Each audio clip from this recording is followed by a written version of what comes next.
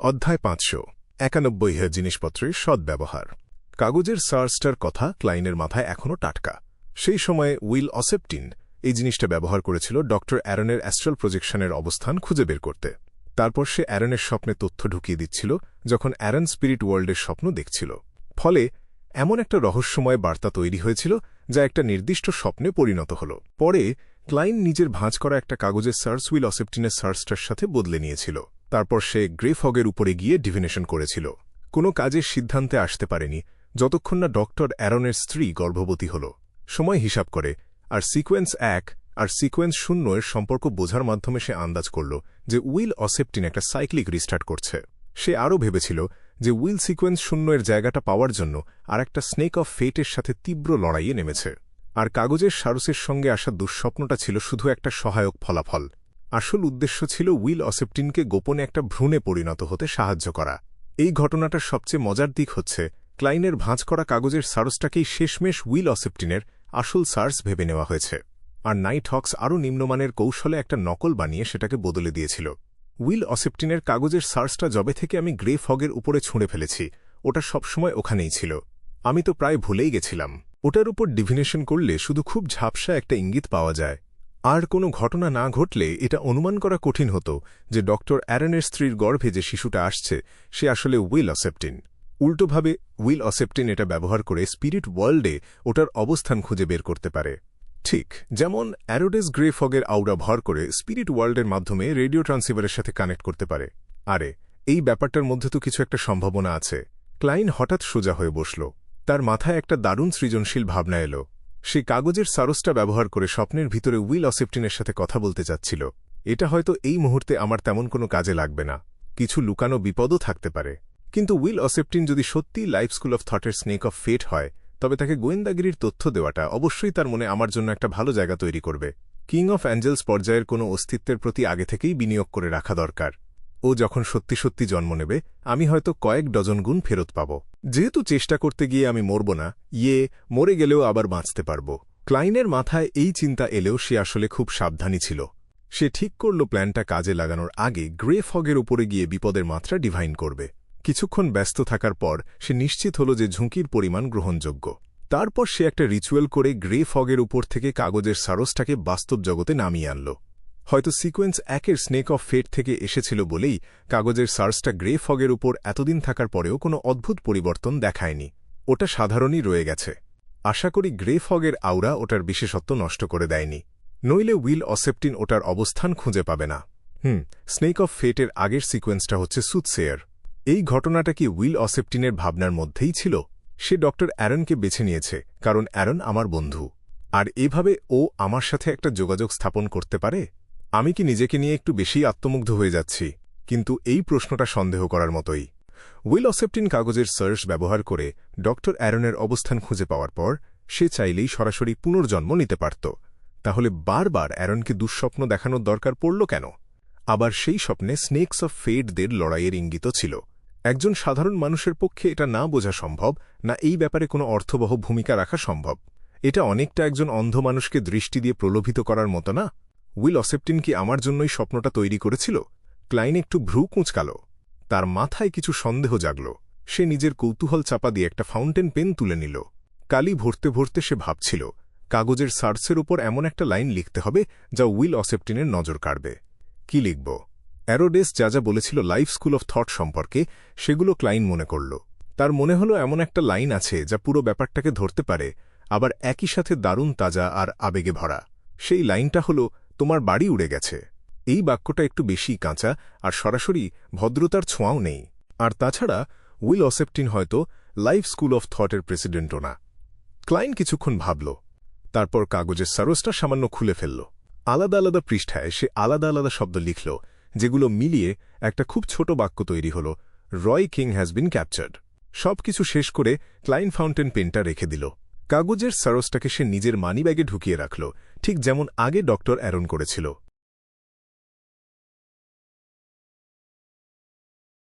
Roasted সমুদ্রের একদম প্রান্তে, মূল সমুদ্রপথ থেকে অনেক দূরে কুয়াশায় ঢাকা একটা বিশাল দ্বীপ। একটা তীক্ষ্ণ চিৎকারের মাঝে ছায়ার মতো দেখতে একটা নীল শিকারী পাখি আকাশ থেকে ধপ করে পড়ে মাটিতে আঘাত করল। মাটি ছিটকে উঠল, রক্তও ছিটকে গেল চারপাশে। আলজার উইলসন তখনও সাবধান। সে দূরে দাঁড়িয়ে নিজের বাঁ হাতটা তুলল, যেটার বুড়ো আঙুলে একটা লোহা কালো রঙের আংটি ছিল। সে আংটিটা সেই ভয়ঙ্কর বিয়েন্ডার প্রাণী ব্লু শ্যাডো ফ্যালকনের দিকে তাক করল। আংটির আগায় একটা কাঁটার মতো অংশ বের হয়ে আছে, ওতে পুরনো রক্ত লেগে আছে, দেখতে প্রাচীন আর অশুভ মনে হচ্ছিল। এটা ছিল সেই মিস্টিক্যাল আইটেম যা সে স্টিল ম্যাভেটির বাউন্টি দিয়ে এক আর্টিজানের কাছ থেকে কিনেছিল। সে প্রকাশ্যে বলেছিল ওটা ৫,২০০ পাউন্ডে কিনেছে, যদিও আসলে ওটার দাম ছিল মাত্র ৩,১০০ পাউন্ড। আংটিটার নাম হুইপ অফ মাইন্ড। এটা শত্রুর মনে অপ্রতিরোধ্য তীব্র মানসিক আঘাত দিতে পারে। এছাড়া এটা আলজারের বিভিন্ন অস্ত্র ব্যবহার করার দক্ষতাকেও বাড়িয়ে দেয়। তাই এটা আসলে খুব দামি কিছু না। সেদিন আর্টিজান আর তার বন্ধুর কাছে দুটো মিস্টিক্যাল আইটেম ছিল, একটা হুইপ অফ মাইন্ড আর একটা রিং অফ উইচক্রাফট। দ্বিতীয়টার ক্ষমতা বেশি, অভিযোজন ক্ষমতাও ভালো, আর দাম প্রায় কাছাকাছি। ওটাই ভালো পছন্দ ছিল। কিন্তু অনেক ভেবেচিন্তে আলজার হুইপ অফ মাইন্ডই বেছে নিয়েছিল।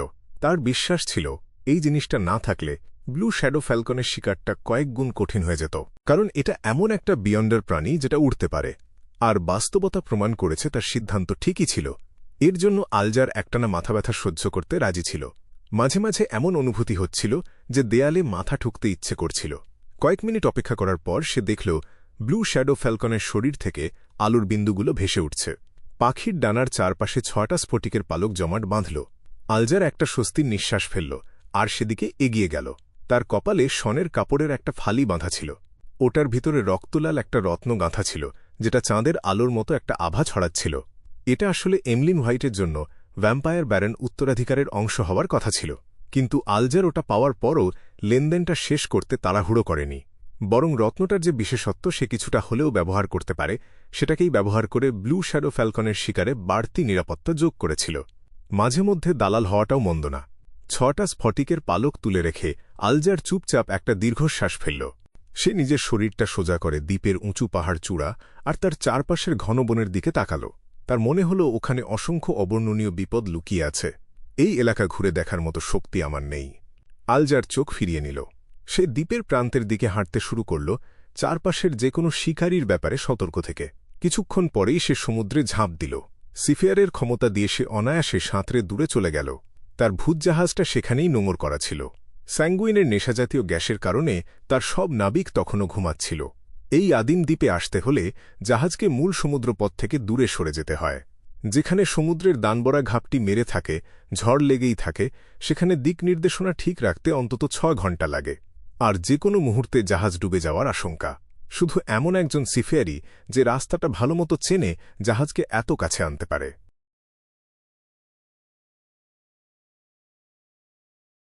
গভীর রাতে সারাদিন বিশ্রাম নেওয়া ক্লাইন খবরের কাগজগুলো রেখে দিয়ে বিছানায় ঢুকে গেল।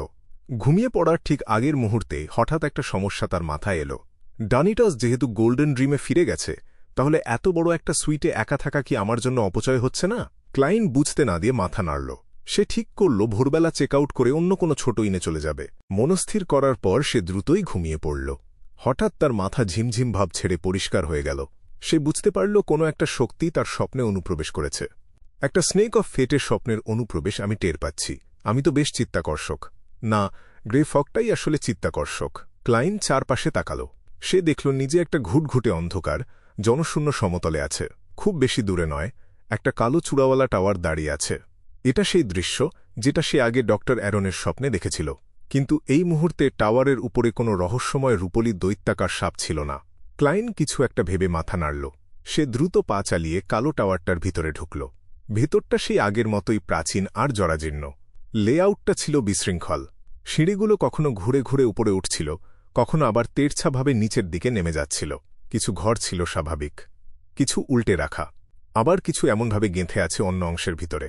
একের পর এক দরজা, দেয়াল পেরিয়ে ক্লাইন আবার সেই কালো টাওয়ারের গভীরে পৌঁছাল। এখানে চারপাশে ছড়িয়ে ছিটিয়ে আছে ট্যাট কার্ড। সেগুলো মাঝখানের সামান্য উঁচু একটা জায়গার দিকে জড়ো হয়ে আছে। সেখানে একটা রূপলি লেখা আর একটা প্রতিকৃতি দেখা গেল। প্রতিকৃতিটা সেই মোটাসোটা অ্যাপোথেকারির, আর রূপলি লেখাগুলো একটা বাক্য তৈরি করেছে, ইনফর্ম ডার্কউইল। তাহলে মোটা অ্যাপোথেকারির নাম ডার্কউইল। উইল অসেপ্টিন সত্যি লাইফ স্কুল অফ থটের স্নেক অফ ফেট। আর আমি সত্যিই কাগজের সার্চ দিয়ে স্বপ্নে ওর সাথে যোগাযোগ করতে পারি। ক্লাইন কিছুক্ষণ অপেক্ষা করল। আর কোনো ইঙ্গিত না আসায় সে স্বপ্ন থেকে বের হয়ে আবার ঘুমিয়ে পড়ল।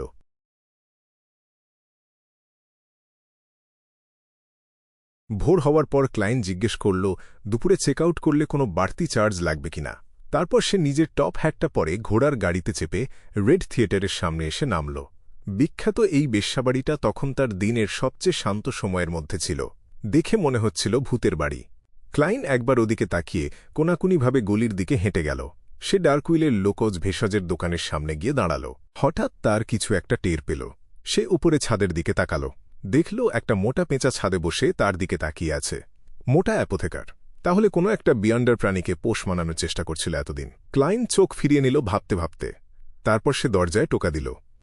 ঠক ঠক ঠক ঠক ঠক ঠক। কিছুক্ষণ অপেক্ষা করার পর সে দেখল ডার্কউইল চোখ প্রায় খুলতে না পেরেই দরজা খুলে দিল। তুমি অসুস্থ নও, ডার্কউইল ক্লাইনকে পর্যবেক্ষণ করে বলল। ক্লাইন গেরম্যান স্প্যারোর শীতল অভিব্যক্তি বজায় রাখল। সে ভদ্রভাবে ঠোঁটের কোণা একটু প্রশস্ত করল। সুপ্রভাত মিস্টার অ্যাপোথেকারি, আমি তোমার শিক্ষককে খুঁজে পেয়েছি। সত্যি? ডার্কউইল অবিশ্বাসের সুরে বলল। তুমি তো সবে পরশুদিন মিশনটা পেলে।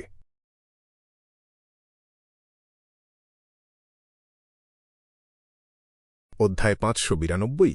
এক সপ্তাহে 3টা অ্যাডভান্সমেন্ট। পরশুদিন মিশনটা পেয়েছি, এটার সাথে আমি কখন তাকে খুঁজে পাব তার কি সম্পর্ক? যদি স্নেক অফ ফেট উইল অসেপ্টিন আমাকে লোকেট করার জন্য একটা দিন অপেক্ষা না করতে হতো, তাহলে 24 ঘন্টা আগেই কাজটা করতে পারতাম। এটাই তো প্রফেশনালিজম। ক্লাইন শান্ত গলায় জবাব দিল, তুমি চাইলে আমার কথা না ও শুনতে পারো। ডার্কউইল মুখে আনা কথাটা গিলে ফেলল। তার মুখের পেশিগুলো একটু কেঁপে উঠল। বলো, কি বলবে? ক্লাইন সমতল স্বরে বলল, আমি খবর পেয়েছি যে রয় কিংকে মিলিটারি ধরে ফেলেছে। সে এখন গভর্নর জেনারেলের অফিসে বন্দী। খবরটা আসলে অ্যারোডেস থেকে পেয়েছি, সে মনে মনে যোগ করল। সত্যি বলছ? ডার্কউইল আর নিজেকে আটকাতে পারল না। সে চোখ বড় বড় করে চিৎকার করার মতো ভঙ্গিতে বলে ফেলল। ক্লাইন এমনভাবে মাথা নাড়ল যে বোঝাই গেল না। সে বলল, আমার সোর্স যথেষ্ট নির্ভরযোগ্য, কিন্তু আমার তো এটা যাচাই করার কোনো উপায় নেই। ডার্কউইল ইতস্তত করে বলল, এটার সাথে লাইফ স্কুল অফ থটের একটা গুরুত্বপূর্ণ সিল্ড আর্টিফ্যাক্ট জড়িয়ে আছে। ক্লাইন সরাসরি বলল। ডার্কউইল সঙ্গে সঙ্গে চমকে দুপা পিছিয়ে গেল। সে চারপাশে সতর্ক চোখে তাকাল, ভয় পেল যে কেউ ক্লাইনের কথাটা শুনে ফেলেনি তো। এই ধরনের কথা কি রাস্তায় দাঁড়িয়ে বলা যায়? সে জানে যে আমরা লাইফ স্কুল অফ থটের। সে এটাও জানে যে ওল্ড ম্যান একটা গুরুত্বপূর্ণ সিল্ড আর্টিফ্যাক্টের সাথে জড়িয়ে আছে। ওল্ড ম্যানের সাথে শেষ যোগাযোগের সময়। তো এটা আমিও জানতে পেরেছিলাম। ডার্কউইল আস্তে আস্তে সামনে দাঁড়ানো অ্যাডভেঞ্চারারটাকে বিশ্বাস করতে শুরু করল। ক্লাইন এক ঝলক তাকাল ডার্কউইলের পেঁচার দিকে, যেটা ডানা মেলে নেমে এসে মোটাসোটা অ্যাপোথেকারির কাঁধে বসল। এবার পেমেন্ট করতে পারো। আমি তো এটা কনফার্ম করতে পারছি না। তোমার কথা শুনেই বিশ্বাস করতে পারি না, ঠিক না? ডার্কউইল গোয়ারের মতো বলল। তারপরই সে দেখল সামনে দাঁড়ানো অ্যাডভেঞ্চারারটার চোখ অস্বাভাবিক রকম ঠান্ডা হয়ে গেল। সে কেঁপে উঠল, তাড়াতাড়ি বলল, ঠিক আছে ঠিক আছে, ধরে নিচ্ছি তুমি মিশনটা শেষ করেছ। অনিচ্ছায় সে তার উইচ ডক্টর পোশাকের গোপন পকেট থেকে এক বান্ডিল ক্যাশ বের করল। ক্লাইনের হাতে 100 পাউন্ড গুঁজে দিল। যদিও সে একজন বিয়ন্ডার, তবু অ্যাপোথেকারি আর বিস্ট টেমার জব থেকে পাওয়া শারীরিক উন্নতি সরাসরি লড়াইয়ে তেমন কাজে লাগে না। রিভলভার হাতে থাকা সাধারণ মানুষকেও সে হারাতে পারবে কি না সন্দেহ। আর সে যে বিয়ন্ডার পোষ্যটাকে পালছে, সেটাও যুদ্ধে অক্ষম একটা প্রাণী।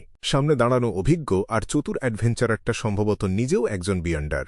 তার সাথে ডার্কউইল আর পেঁচা মিলেও পেরে উঠবে কি না বলা মুশকিল।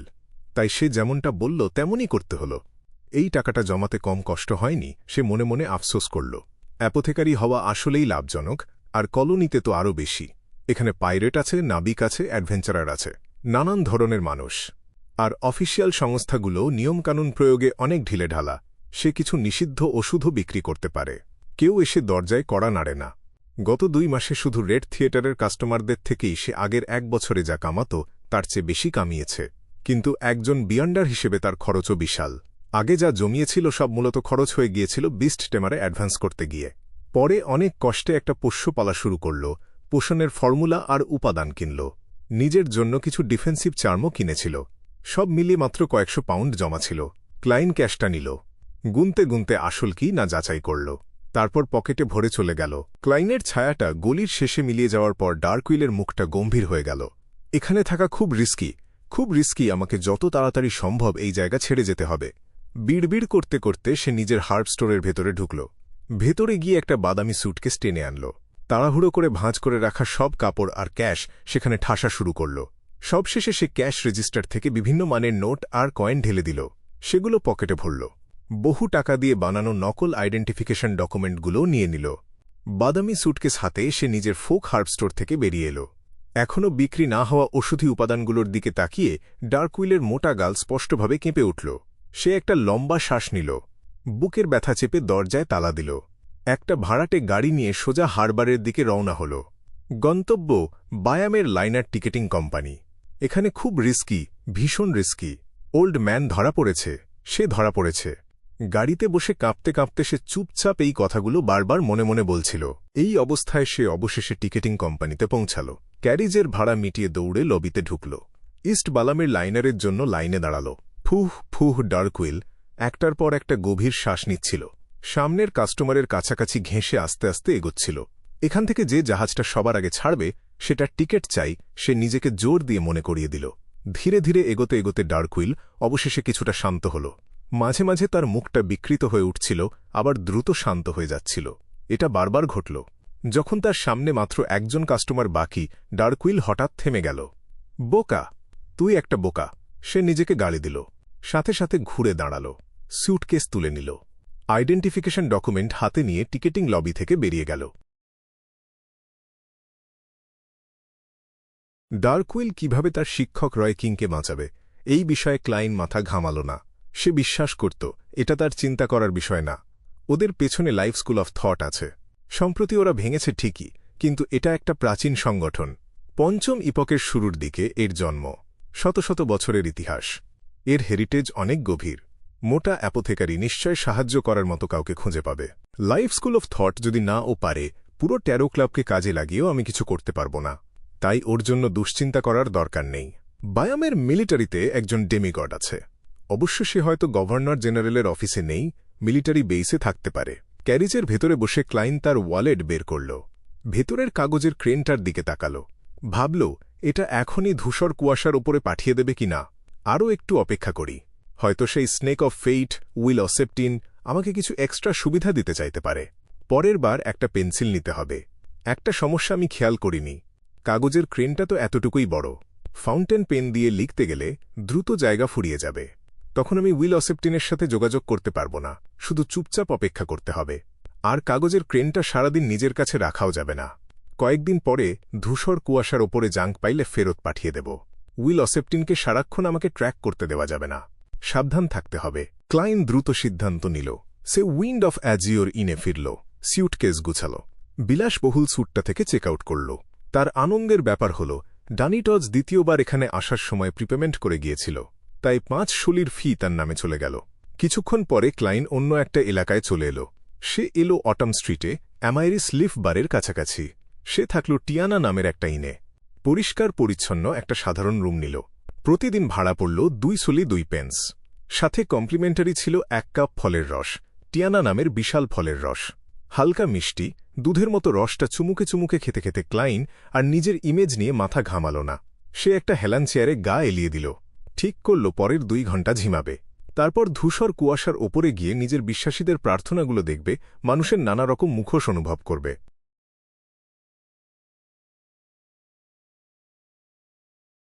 ব্যাকল্যান্ড হোয়াইট পরিবার।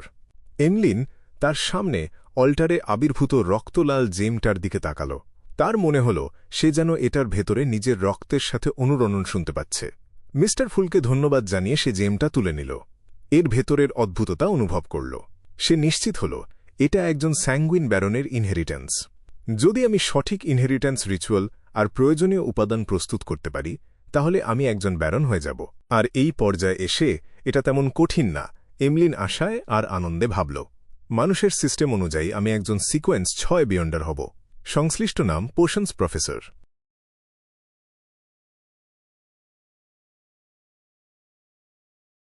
চোখের পলকে আবার সোমবার চলে এলো।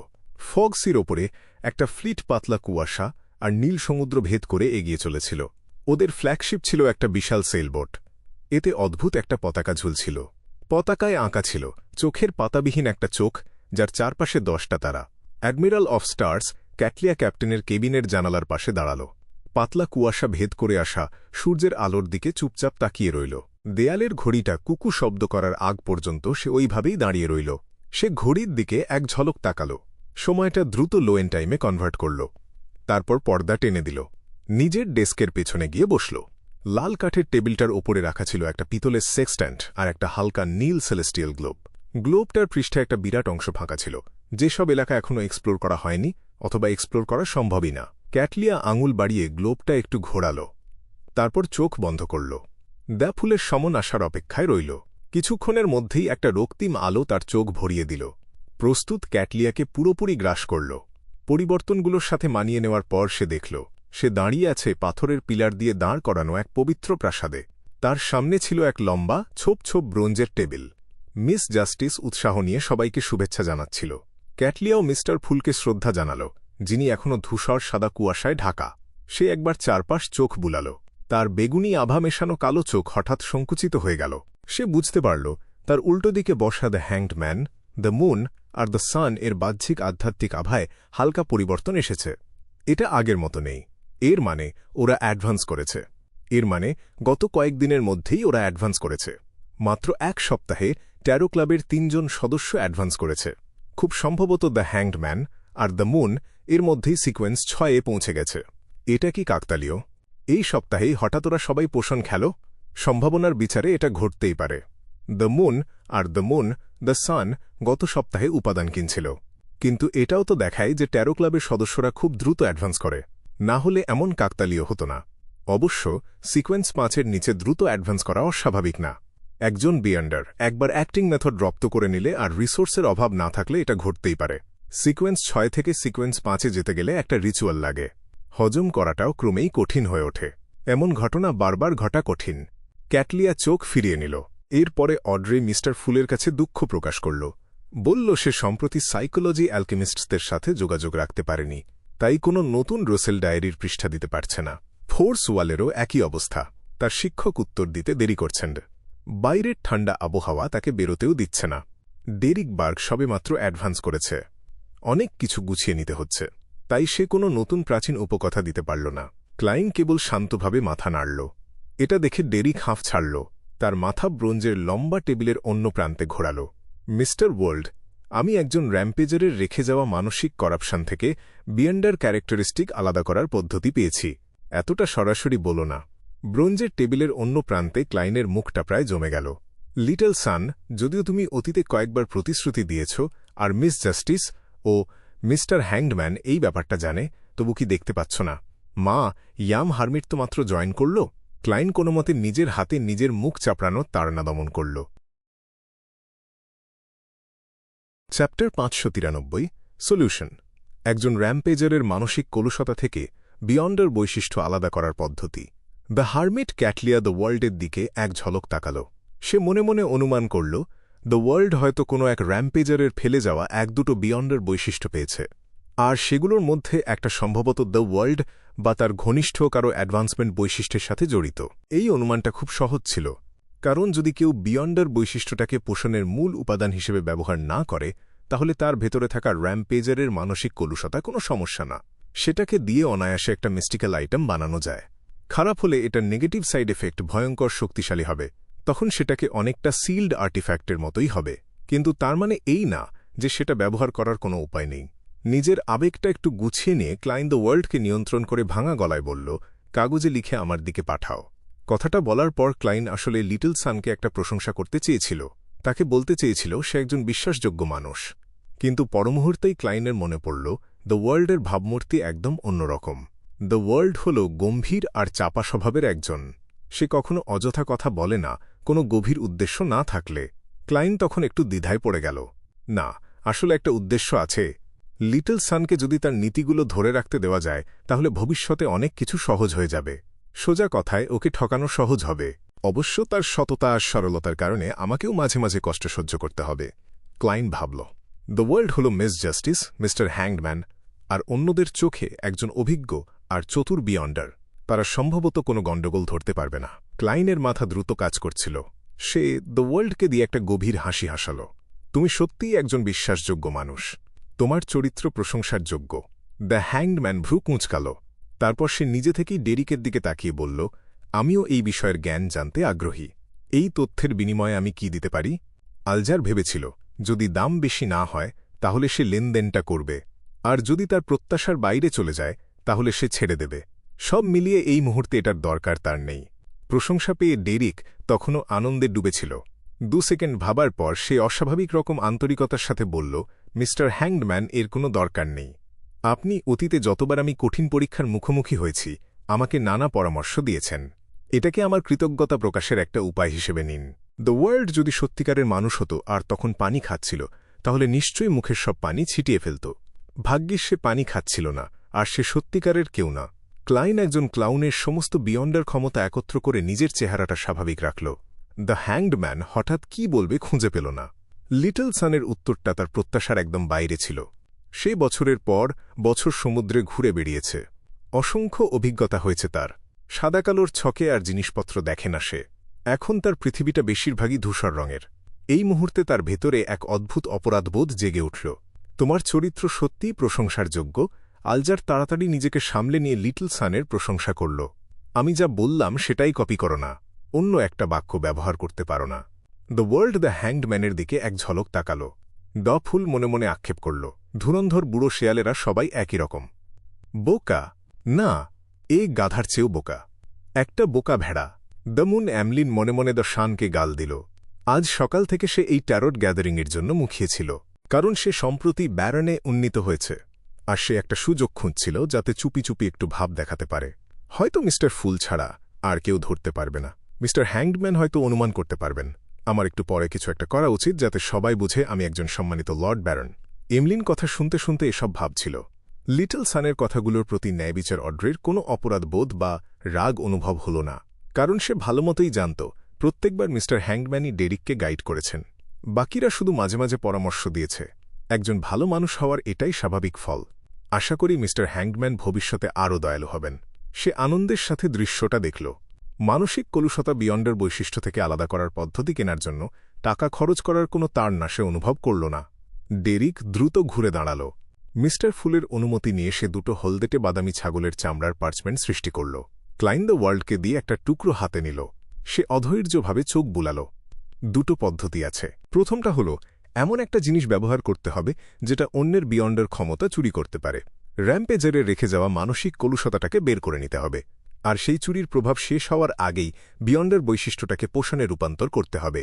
এইভাবে মানসিক কলুষতার আর কোথাও যাওয়ার জায়গা থাকবে ঘন না, সেটা সরাসরি মিলিয়ে যাবে। দ্বিতীয়টা হল একটা রিচুয়াল করে আমাদের সিটি অফ সিলভারের দুটো মিস্টিক্যাল আইটেমের একটির কাছে প্রার্থনা করতে হবে। ওটার ফিডব্যাক ব্যবহার করে বিয়ন্ডের বৈশিষ্ট্যটাকে ভেঙে ফেলতে হবে, আর মানসিক কলুষতাকে নিঃশেষ হতে দিতে হবে। এরপর বিয়ন্ডের বৈশিষ্ট্যটা নিজে থেকেই আস্তে আস্তে আবার একত্রিত হয়ে যাবে। আমি শুধু সংশ্লিষ্ট রিচুয়ালের পদ্ধতিটা জোগাড় করতে পেরেছি। জিনিসটার সঠিক বর্ণনা আমি জোগাড় করতে পারিনি। শুধু 6 সদস্যের কাউন্সিলের প্রবীণদেরই সেটা জানার অধিকার আছে, আর এই রিচুয়াল পরিচালনা করার অধিকারও তাদেরই। রিচুয়ালের পদ্ধতি হল, ক্লাইনের মাথায় চিন্তাগুলো ঘুরপাক খেতে লাগল। সে প্রায় ভুলেই যাচ্ছিল যে তাকে পুতুল দ্য ওয়ার্ল্ডকে নিয়ন্ত্রণ করতে হবে। প্রথম পদ্ধতিটা সত্যিই এমন কিছু যেটা আমি আগে কখনো ভাবিনি। টিনজেন সিটির চাইনিজ গেটের পিছনে যে sealed artifact blood vessel thief, সেটা একজনের বিয়ন্ডার ক্ষমতা চুরি করতে পারে। মানসিক কলুষতাকেও যদি সেই ক্ষমতার একটা হিসেবে দেখা হয় তাহলে এই যুক্তিতে কোনো ভুল নেই। কিন্তু এখানেই সমস্যা। অল ব্ল্যাক আই এর ভেতরের মানসিক কলুষতা সাধারণ কোনো বিয়ন্ডারের নয়। এটা এসেছে ইভিল গড ট্রু ক্রিয়েটরের কাছ থেকে। এই কলুষতা সহ্য করার ক্ষমতা কোনো বিয়ন্ডারের নেই যে শক্তি চুরি করবে। আবার একই বৈশিষ্ট্যের কোনো মিস্টিক্যাল আইটেমেরও নেই। প্রথম ক্ষেত্রে শতভাগ সম্ভাবনা সে নিয়ন্ত্রণ হারাবে, আর দ্বিতীয় ক্ষেত্রে সেটা সরাসরি কলুষিত হয়ে যাবে। তত্ত্বগতভাবে আমি একই রকমের একটা মিস্টিক্যাল আইটেম বলি দিয়ে অল ব্ল্যাক আই এর কলুষতাটাকে প্রতিস্থাপন করতে পারি, কিন্তু টাইমিং একদম নিখুঁত হতে হবে, এতটুকু ভুল করা যাবে না, নইলে দুটো আইটেমই কলুষিত হয়ে যেতে পারে। ক্লাইন দ্রুত প্রথম পদ্ধতির বাস্তবতা যাচাই করে নিল। দ্বিতীয় পদ্ধতিটা সম্পর্কে বললে সেটা মোটামুটি তার আর অ্যাডউইনার আগের অনুমানের সাথে মিলে যাচ্ছিল, শুধু কিছু বিস্তারিত একটু আলাদা ছিল। সিটি অফ সিলভার এর সবচেয়ে শক্তিশালী দুটো মিস্টিক্যাল আইটেম বড়জোর গ্রেড 0 এর। মূলত এগুলো কোনো সত্যিকারের ঈশ্বরের সিকোয়েন্স 0 অবশেষ হতে পারে না, নইলে সেগুলো ফরসেকেন ল্যান্ড অফ গড এমন করুণ অবস্থায় থাকত না। তাহলে কি এর মানে এই যে একটা বিয়ন্ডার বৈশিষ্ট্য ভাঙার জন্য কোনো ঈশ্বরের শক্তির দরকার নেই? একজন এঞ্জেলের পর্যায়ে সেটা করা সম্ভব। লিটল সানের কথা অনুযায়ী একজন এঞ্জেল হল একজন সাবসিডিয়ারি গডের সমতুল্য। আর সেটাকে কোনোমতে একজন ঈশ্বর বলে গণ্য করা যায়। এই ব্যাপারটা যাচাই করা যেতে পারে। সি গড কালভেটুয়া শুধু ক্যালামিটি কোহিনেমের বৈশিষ্ট্যের একটা অংশ পেয়েছিল। বাকি অংশটা বুক অফ ক্যালামিটিতে আছে। হয়তো তৃতীয় একটা অংশও থাকতে পারে। জানি না সেটা কোথায় লুকানো আছে, কারণ সেটাই এই হাই এলফকে, যা একজন এঞ্জেলের পর্যায়ের মৃত্যুকে প্রতিরোধ করার সুযোগ দিচ্ছে। মোট কথা, এটা থেকেই বোঝা যায় কোহিনেমের বিয়ন্ডার বৈশিষ্ট্য কমপক্ষে দুটো অংশে ভাগ হয়েছিল। এটা মূলত একটা বিয়ন্ডার বৈশিষ্ট্যকে ভেঙে ফেলার মতোই ব্যাপার। সব প্রমাণ একসাথে মিলিয়ে দেখলে আমি একটা প্রাথমিক সিদ্ধান্তে আসতে পারি। যতক্ষণ রিচুয়াল সঠিক হবে ততক্ষণ একজন এঞ্জেল পর্যায়ের শক্তিধরের ফিডব্যাক দিয়েই একটা বিয়ন্ডার বৈশিষ্ট্য ভাঙা সম্ভব। তাহলে এখানে সমস্যা, আমি একজন এঞ্জেল কোথায় পাব? মিস্টার আইজেক তার চূড়ান্ত অবস্থায় হয়তো একজন এঞ্জেল ছিল, কিন্তু সে এখনও পুরোপুরি সেরে ওঠেনি।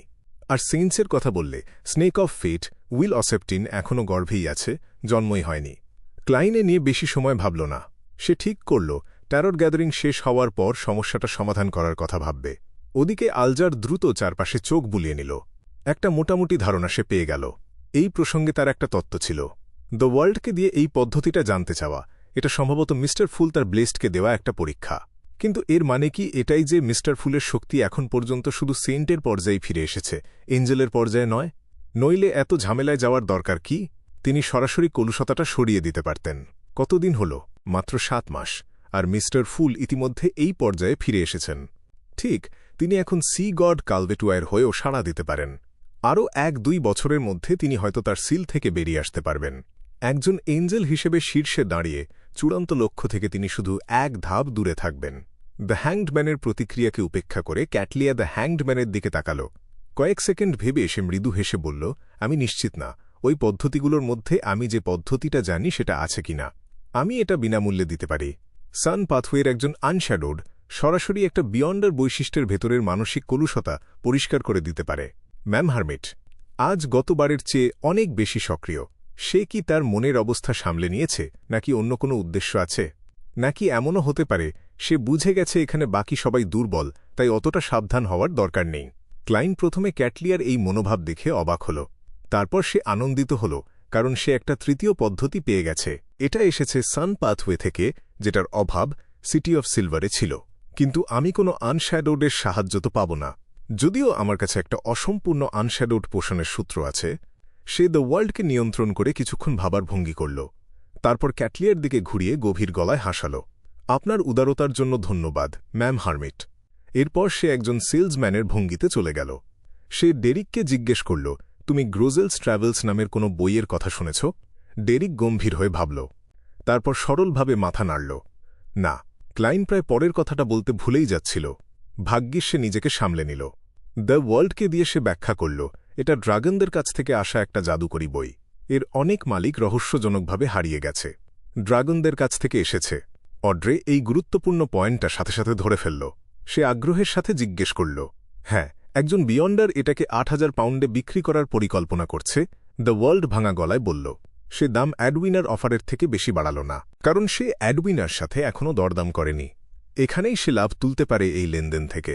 তাছাড়া অ্যাডউইনা যদি 8,000 পাউন্ডেই অটল থাকে, তবুও সে গ্রোজেলস ট্র্যাভেলস পেয়ে যাবে, আর সেটা পড়তে পারবে। এই ডিল করার জন্য যে সময় খরচ হচ্ছে সেটা এই কাজের যোগ্য। অড্রে একটু ঠোঁট চাপল। তার চোখ চারপাশে একটু ঘুরে এল। সে সাবধানে জিজ্ঞেস করল, এই বইটার এত জাদুকরী কি আছে? এর জন্য আরও গবেষণার দরকার। দ্য ওয়ার্ল্ড সততাকেই বেছে নিল। আমি একটু ভেবে দেখি। অড্রে রাজি হতে তাড়াহুড়ো করল না, কারণ 8,000 পাউন্ড তার কাছেও একটা মোটামুটি বড় অঙ্কের টাকা, বিশেষ করে যখন সে সবেমাত্র লাইয়ের জন্য টাকাটা ফেরত পেয়েছে। তার বাবা আর্ল হল একটা অজানা উদ্দেশ্যের বইয়ের জন্য টাকা দিতে রাজি হবেন, এটা মেনে নেওয়াটা তার জন্য খুব কঠিন। আর যদি সে নিজের ওপর নির্ভর করে, তাহলে অন্তত 3-4 মাস লাগবে টাকা জোগাড় করতে। আর এটাও সে ধরে নিচ্ছে যে সে ইতিমধ্যে সুশির জন্য সাইকিয়াট্রিস্টের বিয়ন্ডার বৈশিষ্ট্যটা কিনে ফেলেছে। তাই সে দ্য ওয়ার্ল্ডের দিকে ঘুরে সাইকিয়াট্রিস্ট বিয়ন্ডার বৈশিষ্ট্য সম্পর্কে জিজ্ঞেস করল। আমি এই পুরো সপ্তাহটা মূলত ভাইস অ্যাডমিরাল এলমেন্টকে স্বীকার করতে কাটিয়েছি, আর ব্যর্থ হয়েছি। আমি কোনো গ্রেজিং টার্গেটও খুঁজে পাইনি যেটাতে পাল্টে যাওয়া যেত। ক্লাইন মুহূর্তের জন্য একটু লজ্জায় পড়ে গেল। তার মনে হল দ্য ওয়ার্ল্ডের ধুরন্ধর ভাবমূর্তিটা একটু ক্ষতিগ্রস্ত হয়েছে।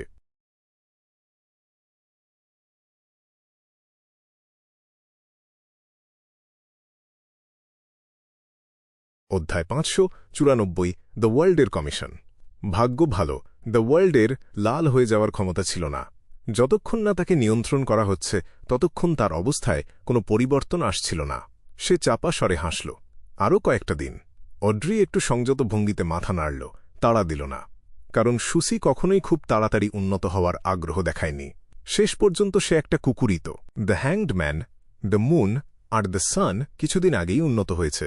তাই তারা এখন নিজেদের আধ্যাত্মিকতা সংহত করার আর নতুন বিয়ন্ডার শক্তি অনুশীলন করার পর্যায়ে আছে। পরবর্তী পোষণ ফর্মুলা বা সংশ্লিষ্ট স্যাঙ্গুইন ইনহেরিটেন্স কেনার কোনো ইচ্ছা তাদের ছিল না। তারা শান্তভাবে অপেক্ষা করছিল যতক্ষণ না লেনদেনের পর্ব শেষ হয়। তাছাড়া তাদের হাতে বাড়তি টাকাও ছিল না। আলজার যদিও এমলিন হোয়াইটের জন্য স্যাঙ্গুইন ব্যারন ইনহেরিটেন্সের দাম কমিয়ে 4,300 পাউন্ড আর 300 পাউন্ড কমিশনে নামিয়ে এনেছিল, যাতে সে নিজে 1,400 পাউন্ড লাভ করতে পারে, তবুও সে হুইপ অফ মাইন্ডের পেছনে অনেক টাকা খরচ করে ফেলেছিল। তার কাছে এখন মাত্র 1,445 পাউন্ড পড়ে আছে।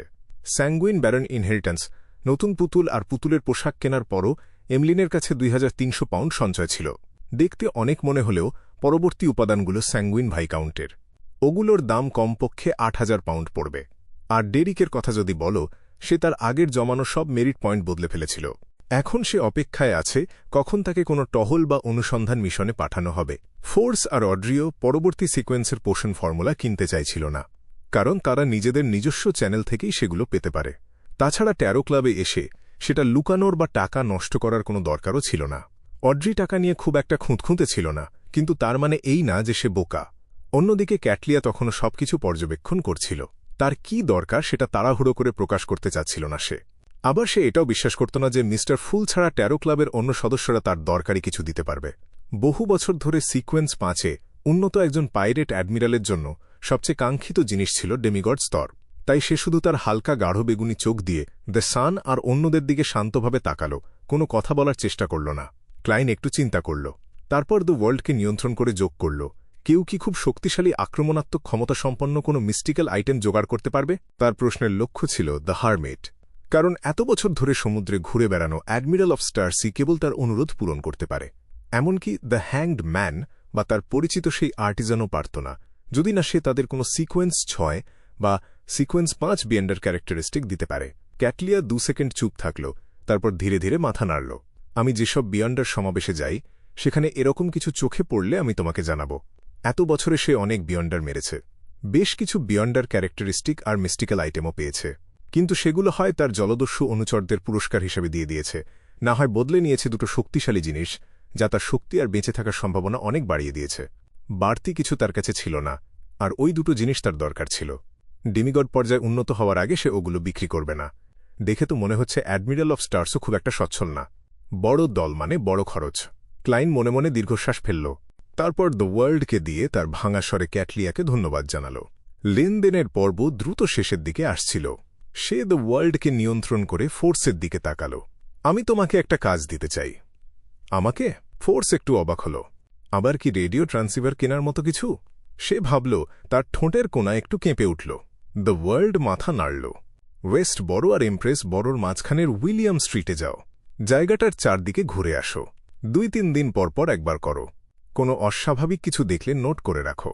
যদি কিছু দেখো সঙ্গে সঙ্গে আমাকে জানাও। সে এই ব্যাপারে গুরুত্ব আনতে মিস্টার ফুলের নাম ব্যবহার করল না, কারণ সবাই এতে অভ্যস্ত হয়ে গেছে। তাছাড়া উইলিয়াম স্ট্রিটের নিচেই ছিল টিউডার পরিবারের ধ্বংসাবশেষ, যেখানে সেই অশুভ আত্মা ঘুরে বেড়াচ্ছে। অস্বাভাবিক? কি অস্বাভাবিক বলে ধরব? ফোর্স একটু দ্বিধা আর সতর্কতা নিয়ে জিজ্ঞেস করল, ব্যাকল্যান্ডের উইলিয়াম স্ট্রিটে কি কিছু অস্বাভাবিক আছে? অড্রি প্রথমে এই বিষয় খুব একটা আগ্রহী ছিল না, কিন্তু এখন তার কান খাড়া হয়ে গেল। সে এবার মন দিয়ে শুনতে লাগল। মিস্টার ওয়ার্ল্ডের গোয়েন্দা তথ্য সংগ্রহের ক্ষমতার ওপর তার অগাধ বিশ্বাস ছিল। ব্যাকল্যান্ডের গ্রেট স্মগই তো তার প্রমাণ। ওয়েস্ট বড়, এমপ্রেস বড়, শুনে মনে হচ্ছে এটা লোয়েনের রাজধানী ব্যাকল্যান্ডে। মিস ম্যাজিশিয়ান কি এখন ব্যাকল্যান্ডে আছে? হ্যাঁ, তাকে সাধারণ মনে হলেও সে মোটেই সাধারণ না। কোনো গোপন সংগঠনের ক্ষেত্রে শহরে অবস্থানরত সদস্যরা প্রায় অন্য জায়গার সদস্যদের চেয়ে বেশি শক্তিশালী হয়। অবশ্যই সে আমার মতোই হতে পারে। ভাগ্যের জোরে এসে পড়েছে, কারণ তাকে যোগ দিতে অনুরোধ করা হয়েছিল। ক্যাটলিয়া ফোর্সের দিকে এক পলক তাকিয়ে কথোপকথন থেকে পাওয়া তথ্য দ্রুত বিশ্লেষণ করল। আলজার হঠাৎ আগ্রহী হয়ে উঠল, কারণ সে জানত দ্য ওয়ার্ল্ড হল মিস্টার ফুলের ব্লেজডের প্রতিনিধি। সে যা কিছুতে মনোযোগ দেয় তার সঙ্গে উচ্চস্তরের কোনো সংঘাত জড়িত থাকার সম্ভাবনা অনেক বেশি। উইলিয়াম স্ট্রিট নামের ওই রাস্তাটায় ঠিক কী গোপন রহস্য লুকিয়ে আছে? আলজার নিজেকে গভীর সত্যটা অনুমান করার চেষ্টা থেকে বিরত রাখতে পারল না। কিভাবে আমি জানব ওখানে কি কি অস্বাভাবিকতা থাকবে? ক্লাইন মনে মনে বিড়বিড় করল।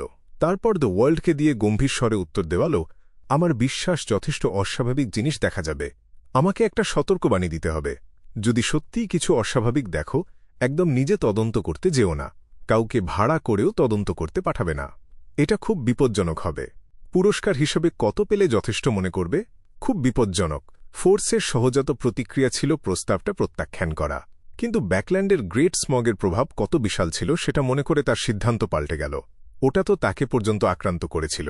এই অস্বাভাবিকতাও তার ক্ষতি করবে না এমন নিশ্চয়তা সে দিতে পারছিল না।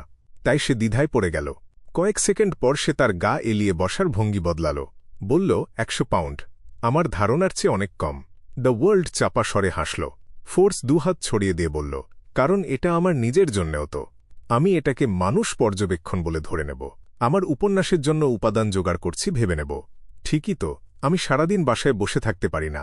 এখন বের হওয়ার সময়। ট্রিকমাস্টার হিসেবে অভিনয়ের ব্যাপারটাও তো এগোতে হবে।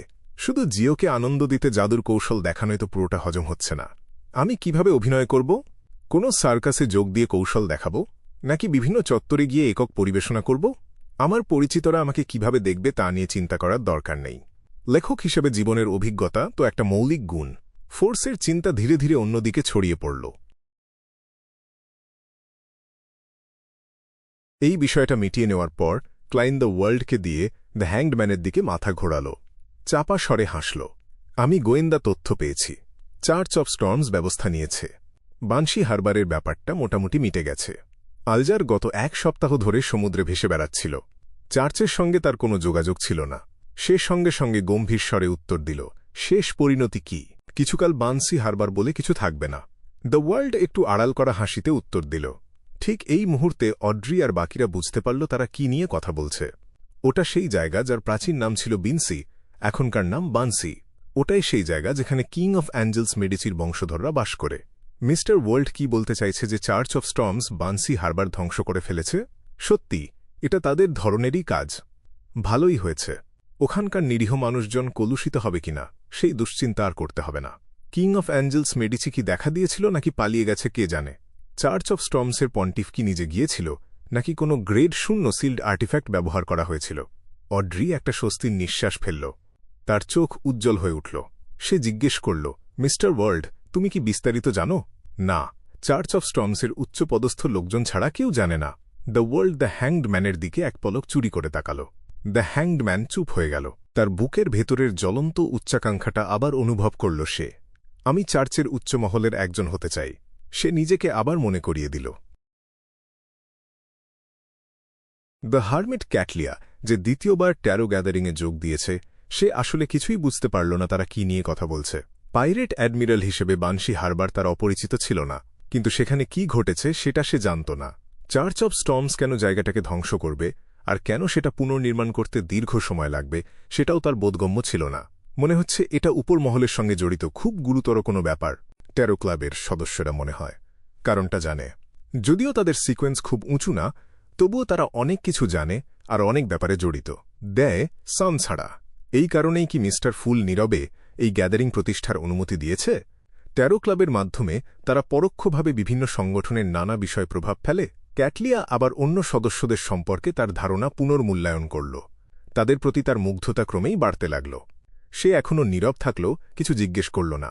এটা দেখে অড্রি হতাশ হল। সে দ্য হারমিটের বিভ্রান্তির উত্তর দিয়ে নিজের জ্ঞান জাহির করার অপেক্ষায় ছিল।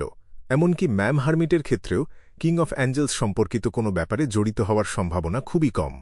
না, সে হয়তো কিং অফ অ্যাঞ্জেলসের অস্তিত্বের কথাও জানে না।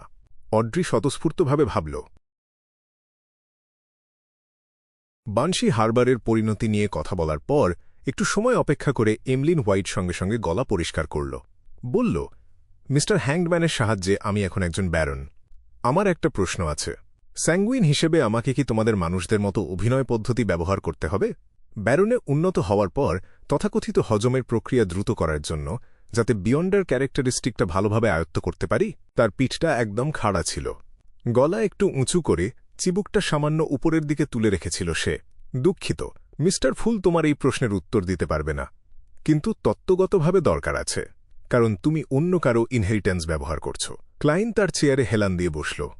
ধূসর কুয়াশার মাঝে বসে অলস ভঙ্গিতে ট্যারো ক্লাবের অন্য সদস্যদের দিকে তাকাল। ক্যাটলিয়া চারপাশে চোখ বুলাল। বলল, স্যাঙ্গুইন ব্যারন মানে সিকোয়েন্স 6 পোশনস প্রফেসরের সমতুল্য। হ্যাঁ, এমলিন উত্তর দিল, তার হাসি লুকাতে না পেরে। সে বোকা না। আগের লেনদেন আর আলাপচারিতা থেকে দ্য ওয়ার্ল্ড ছাড়া বাকি সদস্যদের সিকোয়েন্স সে আঁচ করে নিয়েছিল। তার বিশ্বাস ছিল সে ট্যারো ক্লাবের সবচেয়ে শক্তিশালী সদস্যদের একজন, অবশ্যই মিস্টার ফুল আর সদ্য যোগ দেওয়া ম্যাম হার্মিটকে বাদ দিয়ে। মিস্টার মুন এরই মধ্যে সিকোয়েন্স 6 পৌঁছে গেছে, কিন্তু তাকে দোসানের চেয়েও কেমন যেন কাঁচা মনে হচ্ছে। অড্রি ঠোঁট চেপে ধরল। ঠিক সেই মুহূর্তে ক্যাটলিয়া বলল, অভিনয়ের দরকার পড়ে, কারণ এই পাথওয়েতে শুধু সিকোয়েন্স 7 এই ভ্যাম্পায়ার নামটা পাওয়া যায়, কিন্তু তোমার জন্ম তো ওই অবস্থাতেই হয়েছে। তোমার অভিনয়ের দরকার নেই, কিন্তু বাকি সিকোয়েন্সগুলোর জন্য দরকার আছে। ম্যাম হার্মিট, ওই সিকোয়েন্স 7 কোন পাথওয়ের অন্তর্গত? এমলিন হোয়াইট কিছু বলার আগেই অড্রি চোখ পিটপিট করে কৌতূহলী হয়ে জিজ্ঞেস করল।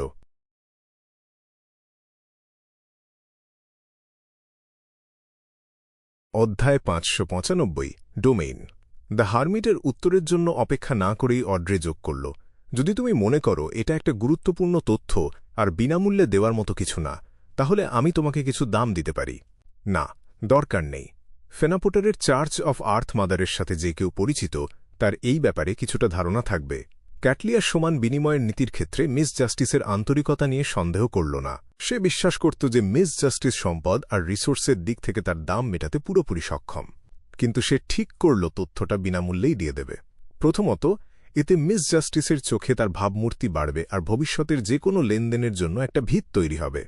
দ্বিতীয়ত, তথ্যটা দিয়ে সে সদস্যদের প্রতিক্রিয়া পর্যবেক্ষণ করতে পারবে আর তাদের নিজস্ব সংগঠন আর দলে তাদের অবস্থান আঁচ করতে পারবে। আর্থ মাদারের ব্লেসড বিশপ উট্রভস্কির সাথে আমি ভালোই পরিচিত, কিন্তু ওই ব্যাপারে কিছুই জানতাম না। অবশ্য আমি ওনাকে একটু ভয়ই পাই। ওনার উচ্চতা আর গড়ন বড্ড ভয়ঙ্কর। যতবার ওখানে যাই আমি শুধু এমলিন হোয়াইটকেই খুঁজি। লম্বা ব্রোঞ্জ টেবিলের শেষ মাথায় বসে ক্লাইন নিজেকে ব্যঙ্গ করে এই কথা ভাবল। ক্যাটলিয়ান না থেমেই বলে চলল, ভ্যাম্পায়ার মুন পাথওয়ের অন্তর্গত। সংশ্লিষ্ট সিকোয়েন্স 9 হল অ্যাপোথক্যারি, সিকোয়েন্স 8 হল বিস্ট টেমার, সিকোয়েন্স 6 হল পোশনস প্রফেসর, সিকোয়েন্স 5 হল স্কারলেট স্কলার, সিকোয়েন্স 4 হল শ্যামান কিং। উপরের সিকোয়েন্সগুলোর ব্যাপারে আমি নিশ্চিত নই। আহেম। এমলিন হোয়াইট কাশল। ম্যাম হার্মিট, আমাকে জোর দিয়ে বলতে হচ্ছে যে এটা স্যাঙ্গুইন, ভ্যাম্পায়ার না। হে হে হে, আমার স্বজাতির বৈশিষ্ট্য গ্রহণ করা মানুষদের তুমি ভ্যাম্পায়ার বলে ডাকলে আমার আপত্তি নেই, বরং আমি বেশ একমতই হব। তাহলে ভ্যাম্পায়ার অ্যাপোথিক্যারি পাথওয়ের। শ্যামান কিংও তাই। তাই তো ওরা প্রাইমর্ডিয়াল মুনকে পূজা করে, দেবীকে না। ম্যাম শ্যারন যে স্কারলেট লুনার করোনাটা পেয়েছিল সেটা কি কোনো মৃত স্কারলেট স্কলার বা স্যাঙ্গুইন ভিসকাউন্টের ছিল? পূর্ণিমার প্রভাব পুনঃসৃষ্টি আর সেই সংশ্লিষ্ট প্রভাব নিষ্ক্রিয় করা ছাড়াও এটা ভয়ঙ্কর গতি, কল্পনাতীত আরোগ্যের ক্ষমতা আর বেশ শক্তিশালী অন্ধকার সম্পর্কিত স্পেল দিতে পারে। নেতিবাচক প্রভাবগুলো জীবিত মানুষের তাজা রক্ত খেয়ে নিষ্ক্রিয় করা যায়। আসলেই মনে হচ্ছে এটা একটা স্যাঙ্গুইনের ফলাফল। এই পাথওয়ের বিভিন্ন কাজের মধ্যে কিছু সিয়ার পাথওয়ের মতো।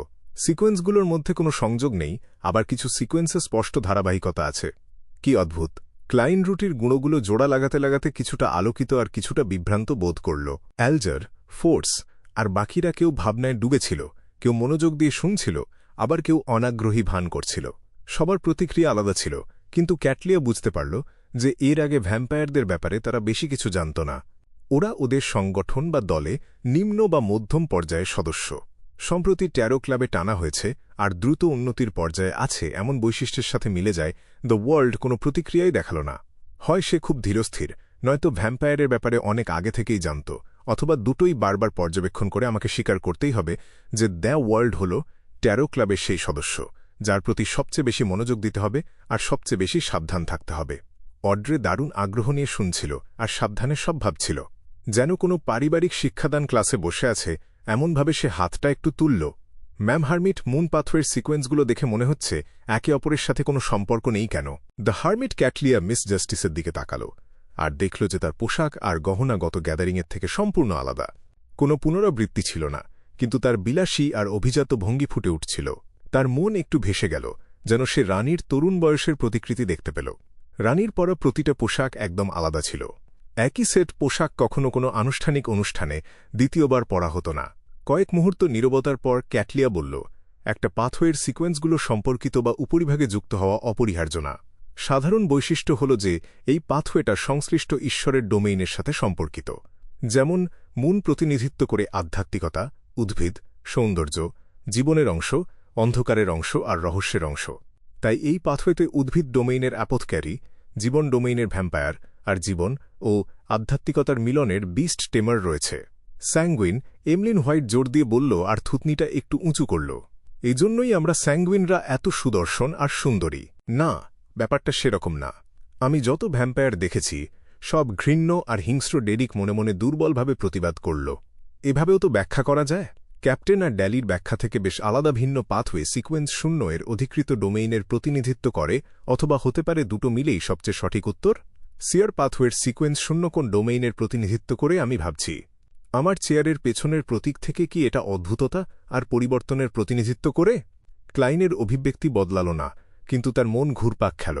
অড্রে ম্যাম হার্মিটের ব্যাখ্যা সহজেই বুঝল, আর তার পাথওয়ের সিকোয়েন্স 0 এর নাম অনুমান করার লোভ সামলাতে পারল না। নিশ্চিত এটা মাইন্ড ড্রাগন। অনেক প্রজাতির ড্রাগন আছে, অনেক ক্ষমতা এই পাথওয়ের মধ্যে নেই। এটা মাইন্ড ড্রাগনের প্রতিনিধিত্ব করা ডোমেইনের কাছাকাছি। আমি চাই মিস্টার ফুল যেন দ্রুত এই পাথওয়ের সংশ্লিষ্ট ব্লাসফেমি কার্ডটা খুঁজে বের করে। ওই গ্রোজেলস ট্রাভেলস ড্রাগনদের থেকে উৎপন্ন। আমি ভাবছি এটার সাথে মাইন্ড ড্রাগনের কোনো সম্পর্ক আছে কিনা। ঠিক এই সময় এমলিন একটা সত্যতা যাচাইয়ের ভঙ্গিতে জিজ্ঞেস করল, তাহলে সফলভাবে স্যাঙ্গুইন ভিসকাউন্ট হতে গেলে আমাকেও পোশনস প্রফেসর হিসেবে কাজ করতে হবে, যদিও আমি মুনের প্রিয় পাত্র।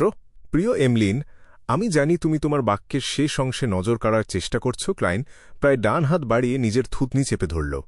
এটাও একটা কারণ ছিল যেজন্য সে মিস ম্যাজিশিয়ানকে উইলিয়াম স্ট্রিটের অস্বাভাবিকতা পরীক্ষা করার দায়িত্ব দিয়েছিল।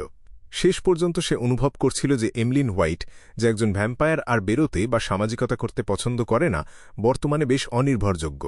আরেকটা কারণ ছিল যে সে জানত এমলিন গোপনে স্যাঙ্গুইনদের উঁচু পদের কেউ দ্বারা নিয়ন্ত্রিত হচ্ছে। তাকে উইলিয়াম স্ট্রিটে পাঠালে ভূগর্ভস্থ ধ্বংসাবশেষের ব্যাপারটা প্রকাশ করা সহজ হবে। ক্যাটলিয়া মাথা নাড়ল। কথোপকথন চলতে থাকল, আর এটা শেষের দিকে আসতেই অড্রের কিছু একটা মনে পড়ল।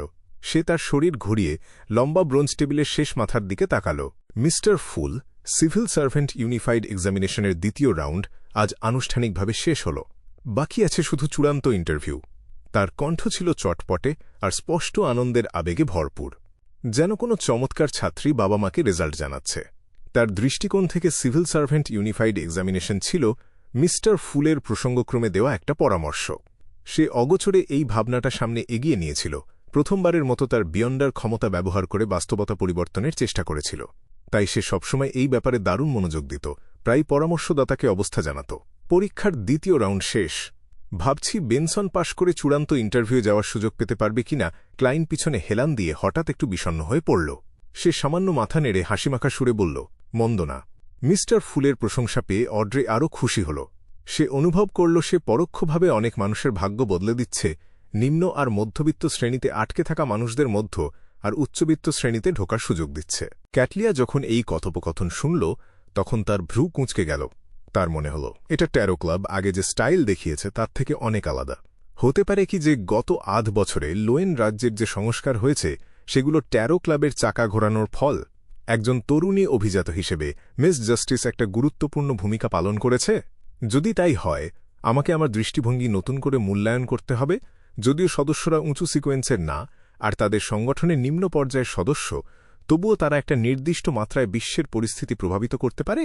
ক্যাটলিয়া তার দৃষ্টি ফিরিয়ে নিল আর ভাবল লোয়েন রাজ্যের সংস্কারের পেছনের গল্প খুঁজে বের করতে তার বিভিন্ন রিসোর্স চ্যানেল ব্যবহার করবে কিনা।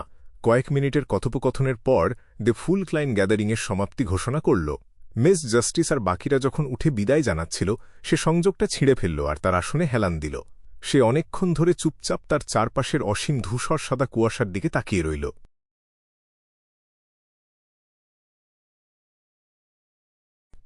ব্যাকল্যান্ড, কিংস অ্যাভিনিউয়ের পাশে একটা কফি শপে মেলিসা একটা চীনামাটির চা চামচ ধরে আস্তে আস্তে লেবু দেওয়া কালো চা নাড়ছিল। মাঝে মধ্যে সে মাথা ঘুরিয়ে বাইরের হালকা কুয়াশার দিকে তাকাত। তার কালো ঘোমটাওয়ালা টুপিটা পাশে রাখা ছিল। তার সামনে রাখা ছিল সবচেয়ে সস্তা টোস্টের একটা প্লেট, কিন্তু সে একটা কামড়ও দেয়নি। সে প্রথমে ভেবেছিল এতক্ষণ বসে থাকার জন্য কফি শপের মালিককে রাগিয়ে দেবে, তার আরও রোজগারে বাধা দেবে। কিন্তু পরে সে আবিষ্কার করল যে তার মতো অনেকেই রাস্তার ওপারে পরীক্ষা শেষের অপেক্ষায় বসে আছে। সেকেন্ড মিনিটে রূপান্তরিত হতে হতে কাঁচের জানালায় জমা পানির ফোঁটা ঘন হয়ে উঠল। মেলিসা হাত বাড়িয়ে একটা তুলনামূলক পরিষ্কার জায়গা মুছে দিল। অবশেষে সে দেখল একদল মানুষ পরীক্ষার ভেন্যু থেকে বেরিয়ে আসছে। কফি শপের কাঁচ বসানো কাঠের দরজাটা ঠেলে খোলা হল, আর প্রায় ৮ জন নারী পুরুষ ভিতরে ঢুকল। বেনসন তার বেশ পুরনো টপটা খুলে আঙুল দিয়ে তার বেশ উঁচু হেয়ারলাইনটা ঠিক করার আগেই দেখল তার বোন দাঁড়িয়ে আছে, আর উদ্বিগ্ন স্বরে জিজ্ঞেস করছে, কেমন হল? আজকের প্রশ্নগুলো কি কঠিন ছিল? অন্যদের জন্য কঠিন মনে হতে পারে, কিন্তু আমার জন্য একদম পানির মতো সহজ। গণিত আমার পছন্দের বিষয়। বেনসন চারপাশে তাকালো আর দেখল সবাই আলোচনায় মত্ত, তার দিকে কেউ খেয়াল করছে না। তাই সে মুচকি হাসল। পরীক্ষা শেষ হবার পর আমি দেখলাম অনেকের সিট ফাঁকা। ওরা কিভাবে যে নিম্ন পর্যায়ের সিভিল সার্ভেন্টের একটা গণিতের সচিব থাকবে? যদি তাই হয়, একটা কোকড়ানো চুলের বেবুনকে রাখার সাথে ওদের রাখার মধ্যে পার্থক্য কি? মেলিসা গোপনে স্বস্তির নিঃশ্বাস ফেলল, আর পাশে তাকিয়ে আবার মাথা ঘুরিয়ে নিল। বেনসন, তুমি যদি সত্যিই আত্মবিশ্বাসী হও, তাহলে ইন্টারভিউয়ের কথা ভাবা উচিত। তোমাকে একটা ভালো নতুন পোশাকের সেট কিনতে হবে। কালকের জন্য রেখে দেই। আজ আমাদের উদযাপন করা উচিত। আমি রেস্তোরাঁ ঠিক করে ফেলেছি। বেনসন হেসে বাইরে আঙুল দেখাল। মেলিসা ঠোঁট চেপে অত্যন্ত গম্ভীরভাবে তার বড় ভাইয়ের দিকে তাকাল। আমি ইতিমধ্যে মাংস আর সবজি কিনে ফেলেছি। বেনসন কয়েক সেকেন্ড বোনের সাথে চোখাচোখি ধরে রাখল, তারপর হার মেনে চোখ সরিয়ে নিল। আচ্ছা, চলো বাড়ি যাই।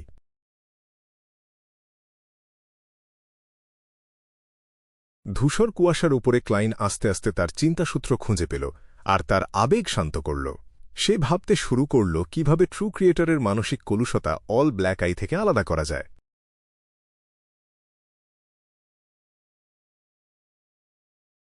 অধ্যায় ৫৯৬ ক্লু। পাথরের থামে ধরে রাখা বিশাল প্রাসাদের ভেতরে ক্লাইন মোরেত্তি একটা উঁচু পিঠের চেয়ারে বসেছিল। সে আঙুল দিয়ে আলতো করে লম্বা দাগ পড়া টেবিলের কোনায় টোকা দিচ্ছিল। প্রথমেই সে সান পাথওয়ে থেকে সিকোয়েন্স ৪ আনশ্যাডোড খোঁজার উপায়টা বাদ দিল, কারণ church of the eternal blazing সানের সাথে তার প্রায় কোনো যোগাযোগই নেই। ওখান থেকে কারো সাহায্য পাওয়াটা তার জন্য খুব কঠিন। দ্বিতীয়ত, সে সন্দেহ করল যে একজন আনশ্যাডোড হয়তো অল ব্ল্যাক আই এর মানসিক দূষণ পরিষ্কার করার ক্ষমতা রাখে না। দ্য হারমিট ক্যাটলিয়ার পরামর্শটা তো ছিল সাধারণ একজন র্যাম্পেজারের অবশিষ্ট প্রভাব নিয়ে ট্রু ক্রিয়েটরকে নিয়ে না।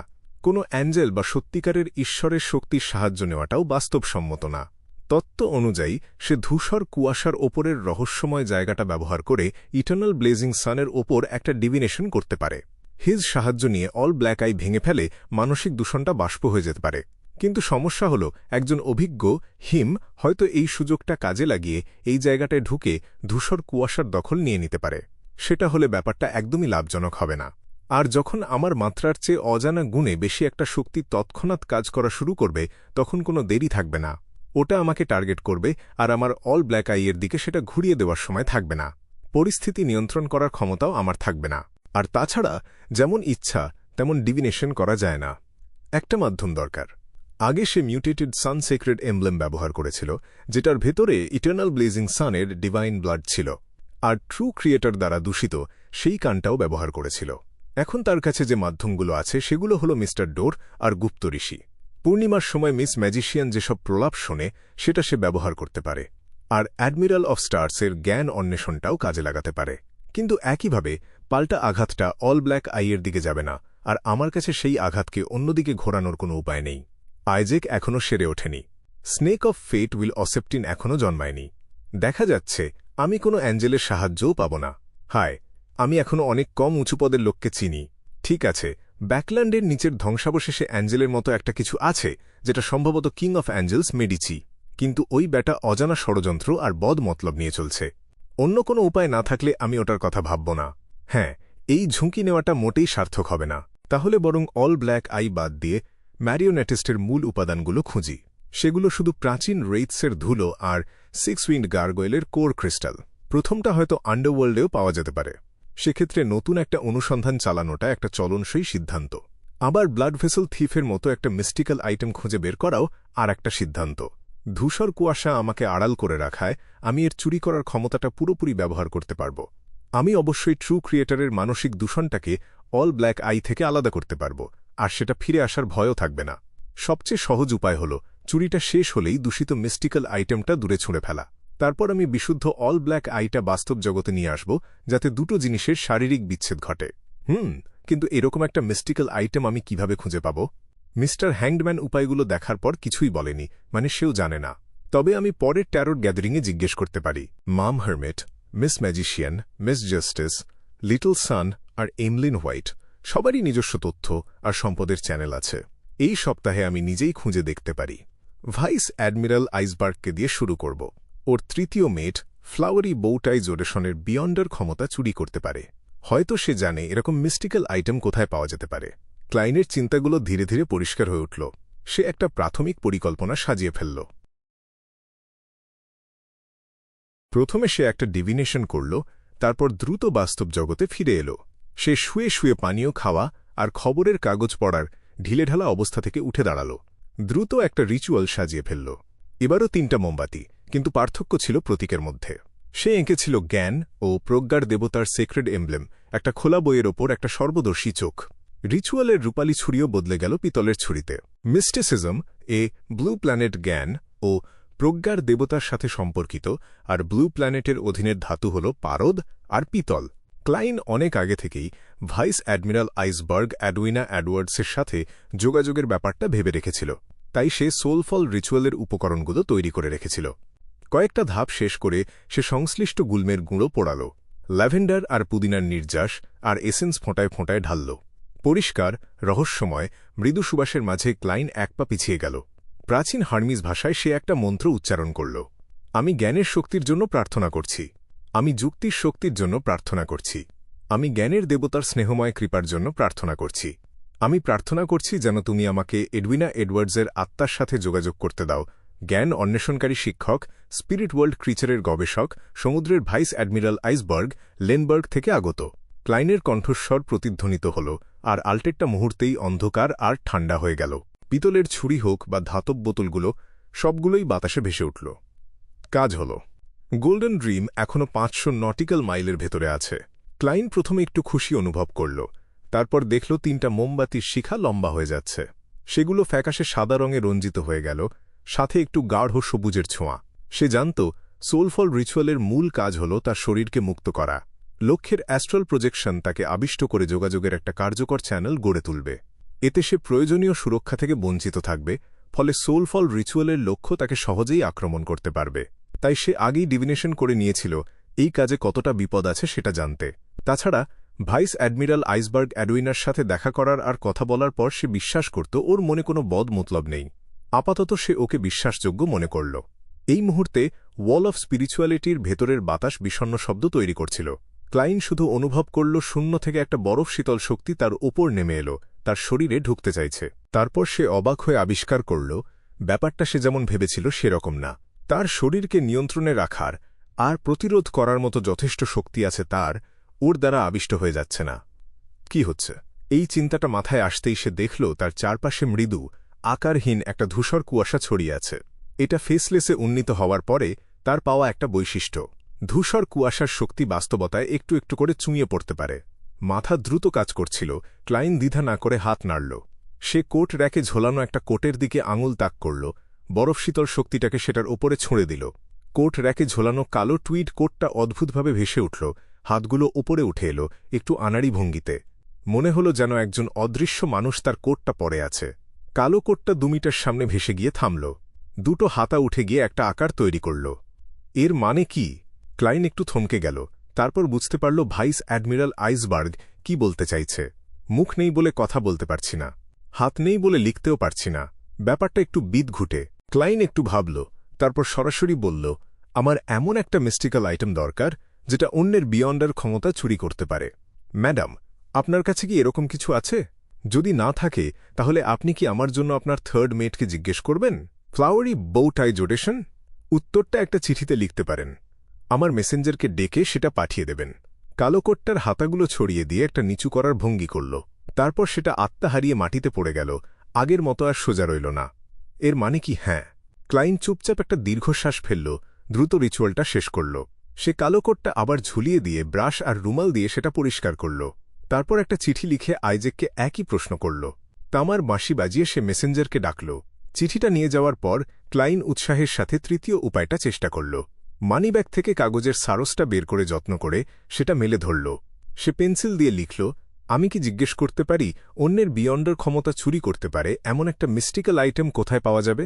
পেন্সিলটা রেখে ক্লাইন কাগজের সার্চটাকে আবার তার ভাঁজ অনুযায়ী গড়ে তুলল। হাতের কাজের ক্ষেত্রে নিজের উন্নতি দেখে সে বেশ খুশি হল। সন্ধ্যাবেলায় বিশ্বাসীদের প্রার্থনাগুলো পড়া শেষ করে ক্লাইন বাস্তব জগতে ফিরে এল। ওয়াশরুমে গিয়ে আরাম করে গরম পানিতে গোসল করল। এতে বিছানায় ঢোকার পর সে দ্রুত ঘুমিয়ে পড়ল। এভাবেই চলছিল যতক্ষণ না সে হঠাৎ অনুভব করল বাইরের একটা শক্তি তার স্বপ্নে ঢুকে পড়ছে। সেই একই জনশূন্য সমভূমি, আকাশছোঁয়া কালো স্টিপলটা দাঁড়িয়ে আছে। পরিচিত পথে ক্লাইন দরজা আর দেয়াল ভেদ করে টাওয়ারের গভীরে ঢুকে গেল। সেখানে এখনও একটা ট্যারোট কার্ডের ডেক ছড়িয়েছিল। কার্ডগুলো একটা কেন্দ্রীয় উঁচু জায়গাকে ঘিরে রেখেছিল, যেন কোনো ঘোষণা দিচ্ছে। কিন্তু একজন সিয়ার হিসেবে ক্লাইন সেটাকে শুধু বিশৃঙ্খল আর পরস্পর বিরোধী হিসেবেই পড়তে পারল। উঁচু জায়গাটায় লেখাটা ইতিমধ্যেই বদলে গিয়েছিল। রূপালী অক্ষরে 3টা বাক্য তৈরি হয়েছিল। প্রথম লাইনে লেখা, আমি শুধু এমন একটা বাচ্চা যে এখনও জন্মায়নি। ক্লাইনের মুখটা জমে গেল, যেন সে একটা নবজাতকের কান্না শুনতে পাচ্ছে। দয়া করে আমি ভিক্ষা চাইছি, আমার জন্য কঠিন কিছু করো না। এরকম যোগাযোগ অনেক ক্লান্তিকর। দ্বিতীয় লাইনটাও সমান সংক্ষিপ্ত, ক্লুটা তোমার ভেতরেই আছে। তৃতীয় লাইনটা ছিল, আমাকে জিজ্ঞেস করো না ক্লুটা কি, কারণ আমি নিজেও জানি না। মানে স্নেক অফ ফেট উইল অসেপ্টিন আমার ভেতর একটা ক্লু দেখতে পাচ্ছে, কিন্তু সেটা ঠিক কি সেটা সে দেখতে পাচ্ছে না। এটাকে তো একটা ভণ্ড জ্যোতিষীর ডিভিনেশন মনে হচ্ছে। না, এভাবে বলা যাবে না। এই সমালোচনার ভেতরে নিজেকে অন্তর্ভুক্ত করা ঠিক হবে না। ক্লাইন তথ্যটা মনে রাখল। স্বপ্ন থেকে বেরিয়ে এসে আবার সকাল পর্যন্ত ঘুমিয়ে রইল। নাশতা শেষ করে সে আগের অভিজ্ঞতা আর জিনিসগুলো মনে করতে শুরু করল ওই তথাকথিত ক্লুটা খুঁজে বের করার জন্য।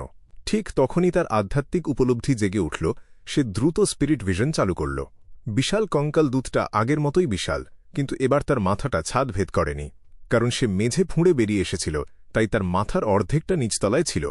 এই অবস্থায় সে ক্লাইনের চোখের সমান উচ্চতায় তার দিকে তাকাল আর তার হাতে ফেরত চিঠিটা রাখল। দুধটাকে জলপ্রপাতের মতো ঝরে পড়ে গুঁড়িয়ে যেতে দেখে ক্লাইন একটু থমকে গেল। সে রাগ আর মজা দুই অনুভূতি নিয়ে বিড়বিড় করে বলল, তাহলে তুই কিছু ভদ্রতা জানিস। দিন দিন তুই আরও বিবেচক হয়ে উঠছিস। তোকে যে আমার দখলে দেওয়া হবে না সেটা জানার পর তুই অনেক বদলে গেছিস। ক্লাইন দ্রুত দৃষ্টি ফিরিয়ে নিল।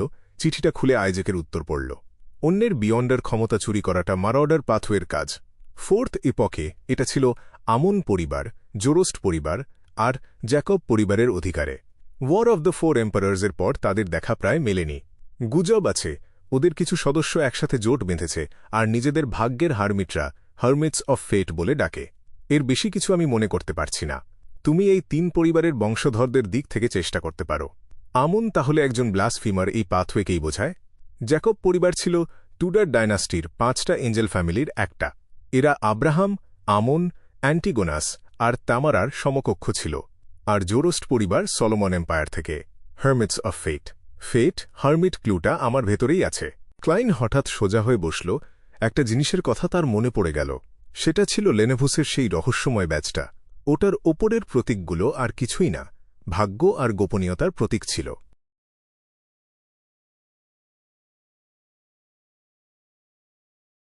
অধ্যায় 597 ক্লাইনের পরিকল্পনা।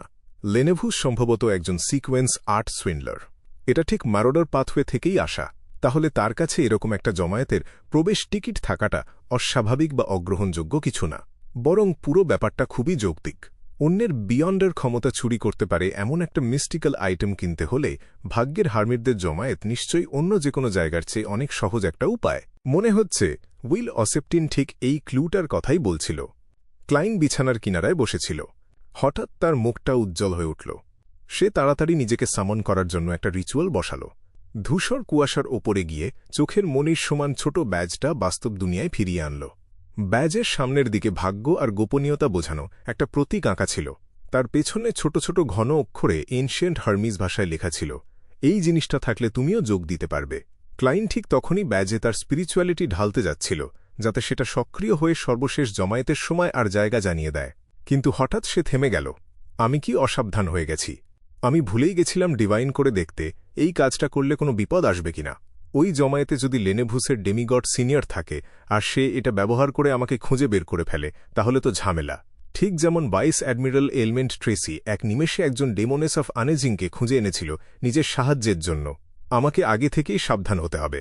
মানুষের কখনো কখনো বেপরোয়া হতে হয়, আবার দরকার পড়লে কাপুরুষ হতেও পিছপা হওয়া যাবে না। ক্লাইন নিজের কপালে চাপড় মারল। সাবধানে আবার ধূসর কুয়াশার ওপরের রহস্যময় জায়গায় ফিরে গেল। সেখানে স্পিরিট ডাউজিং দিয়ে একটা ডিভিনেশন করল। বিপদের কোনো ইঙ্গিত নেই, বুঝে সে স্বস্তির নিঃশ্বাস ফেলল। তারপর ধূসর কুয়াশা ছেড়ে নেমে এল। ইনের ঘরে রাখা রিক্লাইনিং চেয়ারটায় গা এলিয়ে বসল। তার স্পিরিচুয়ালিটি ঢালতেই ব্যাজটা একটা ঝাপসা আভা ছড়াল। সেই আভা দ্রুত ঘন হয়ে একটা অসামান্য সাধারণ আলোর রশ্মিতে পরিণত হল। তারপর সেটা বাতাসে ছুটে গেল। বেশি সময় লাগল না, ঠিক একই রকম আলোর রশ্মি আবার ফিরে এল, এসে ছড়িয়ে পড়ল। সেটা একটা হাতের তালুর সমান ছায়াময় ছাগল চামড়ার পার্চমেন্টে রূপ নিল। তার ওপর এনশিয়েন্ট ফেসাক ভাষায় লেখা ছিল 6 জুন 1350, রাত 9টা, টাসক নদীর মোহনায়। মানে এখনও আরও 4 মাস বাকি। এতদিন সময় আবার নতুন করে ম্যারিওনেটিস্টের মূল উপাদান জোগাড় করাটা আমার জন্য কোনো সমস্যাই না। একটাই বাধা, টাকার অভাব। তবে এটাও খুব কঠিন কিছু না। এখন আমার কাছে 6,945 পাউন্ড আছে। আরও 1-2 বিয়ন্ডার ক্যারেক্টারিস্টিক বিক্রি করলেই আরামে চলে যাবে। তাছাড়া সমুদ্রে তো কত চলমান বাউন্টি আছে। না, আমি এত আত্মতৃপ্ত হতে পারি না। আমাকে এখনও 4 কিংস আর 7 অ্যাডমার্লসকে শেষ করতে হবে। কেমন ক্লু এটা? ক্লাইন সামনে ঝুঁকল, পিঠ বাঁকিয়ে গভীরভাবে ভাবতে শুরু করল। ভাগ্যের হারমিটদের জমায়েতের কথা ভাবতে ভাবতে হঠাৎ একজনের কথা মনে পড়ল, তার লিওনার্ড মিচেল। আমার প্রিয় কবি তো বাবুর ভ্যালিতে ভাগ্যের হারমিটদের একটা জমায়েতে গিয়েছিল। তার উদ্দেশ্য যাই হোক, অফিসিয়াল কাজ হোক বা ব্যক্তিগত ব্যাপার, তার কাছে এমন একটা মিস্টিক্যাল আইটেম থাকতেই পারে যেটা অন্যের বিয়ন্ডার ক্ষমতা চুরি করতে পারে। আমি কি ওর কাছ থেকে ধার নিতে পারি? অথবা ওর মাধ্যমে কিনতে পারি? এটাই কি তাহলে আসল ক্লু? ক্লাইনের ভেতরে নতুন উদ্যম এলো। সে তাড়াতাড়ি একটা মোটামুটি পরিকল্পনা সাজিয়ে ফেলল। প্রথম ধাপ, রেডিও ট্রান্সিভারটা ধূসর কুয়াশার ওপরে রেখে দেব, ওর অরা জমা হোক। দ্বিতীয় ধাপ, কয়েকদিন পর সেই ট্রান্সিভার দিয়ে অ্যারোডেস্কে যোগাযোগ করব। তৃতীয় ধাপ, ওকে জিজ্ঞেস করব কোথা থেকে তুলনামূলক সহজে এরকম মিস্টিক্যাল আইটেম পাওয়া যেতে পারে যেটা অন্যের বিয়ন্ডার ক্ষমতা চুরি করে। উত্তরটা যদি একদম পরিষ্কার হয় তাহলে চতুর্থ ধাপে সেই তথ্য অনুযায়ী কাজ করে সহজেই উদ্দেশ্য পূরণ করব। কিন্তু উত্তর যদি ঝাপসা হয় বা ভেতরে বিপদ থাকে তাহলে চতুর্থ ধাপে আমি আমার প্রিয় কবির বর্তমান অবস্থানটা জিজ্ঞেস করব। পঞ্চম ধাপ, এমলিন হোয়াইটকে দিয়ে এই ব্যাচটা পাঠাবো আমার প্রিয় কবির কাছে। সে গিয়ে দেখবে ওর কাছে এরকম কোনো জিনিস আছে কিনা আর লেনদেন করা যায় কি ফিক্স না। আমি নিজে যাব না, কারণ আমাকে চিনে ফেলার ভয় আছে। তাহলে আবার ঝামেলা বাড়বে। আর এমলিনের কথা যদি বলি, ও এখন ধরিত্রীমাতার চার্চের একজন বলে গণ্য হয় না, চার্চ এর একটা গোস্ট বলা যায়। ওকে দিয়ে প্রথম যোগাযোগ করালে যদি আমার প্রিয় কবি ওকে রিপোর্টও করে দেয় বা ঘটনাস্থলে ধরাও পড়ে, তবু ওকে কেউ ফাঁসিয়ে দিতে পারবে না বা টর্চারের জন্য তুলে নিতে পারবে না। কি করতে হবে, কিভাবে এগোতে হবে, সব পরিষ্কার। ক্লাইনের মনটা মুহূর্তেই হালকা হয়ে গেল। ভালো মেজাজে সে ঠিক করল বাইরে গিয়ে বায়াম এর বিখ্যাত খাবার রোস্টেড ফিশ খেয়ে আসবে।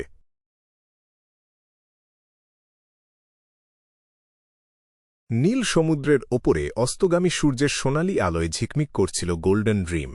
জাহাজটা চুপচাপ সামনের দিকে এগিয়ে যাচ্ছিল। ক্যাপ্টেনের অনুমতি পেয়ে ব্লেজিং ডানিটজ একটু ভয়ে ভয়ে মাথা উঁচু করে তার ঘরে ঢুকল। আশেপাশের লোকজন ঈর্ষাভরা চোখে তার দিকে তাকিয়েছিল। ঘরটা ভর্তি ছিল বইয়ের তাকে। তাকগুলোর ওপর নানা ধরনের বই সাজানো। ভাইস অ্যাডমিরাল আইসবার্গ এডউইনা একটা ডেস্কের সামনে দাঁড়িয়েছিল। তার হাতে ছিল একটা কালো ফাউন্টেন পেন। সে দ্রুত লিখে গেল, আমার কাছে এরকম কোনো জিনিস নেই, জোডেশনের কাছেও নেই। সে বলেছে তোমার জন্য খেয়াল রাখবে, তবে এর জন্য তোমার যথেষ্ট ভাগ্য লাগবে। এডউইনা মাথা তুলল। স্বচ্ছ পানির মতো নীল চোখ দুটো ডানিটজের দিকে তাকাল। তুমি রিচুয়ালটা করবে, গেরম্যান স্প্যারোর মেসেঞ্জারকে সামন করার রিচুয়াল। ঠিক ওই মুহূর্তে ডানিটজ ভাবছিল ক্যাপ্টেনের কাছ থেকে হয়তো কোনো বিশেষ সুবিধা পাবে, কিন্তু কথাটা শুনে সে চমকে নিজের দিকে আঙুল দেখাল। আমি? এডউইনা চিঠিটা ভাঁজ করল, শরীরটা সোজা করল, মাথা ঝাঁকাল। এতে তুমি এ ধরনের রিচুয়ালে অভ্যস্ত হয়ে যাবে। ভবিষ্যতে আমি এ ব্যাপারে তোমার পরীক্ষা নেব, ঠিক আছে? ডানিটজ তার হতাশাটা চেপে গেল। প্রাণপণে সে পুরো রিচুয়ালের ধাপগুলো মনে করার চেষ্টা করল। তারপর ধীরে ধীরে সেই রিচুয়ালটা সাজিয়ে ফেলল, যেটার জন্য মাত্র একটা মোমবাতি লাগে। শেষমেশ এডউইনার চোখের সামনে সে পকেট থেকে একটা চকচকে লোয়েন গোল্ড কয়েন বের করল। সেটা আলটেডে রাখল। চিঠিটা হাতে নিয়ে ডানিটজ বাকি রিচুয়ালটা মনে মনে দুবার আউড়ে নিল। তারপর সাহস করে শুরু করল। সে এক পা পিছিয়ে গেল।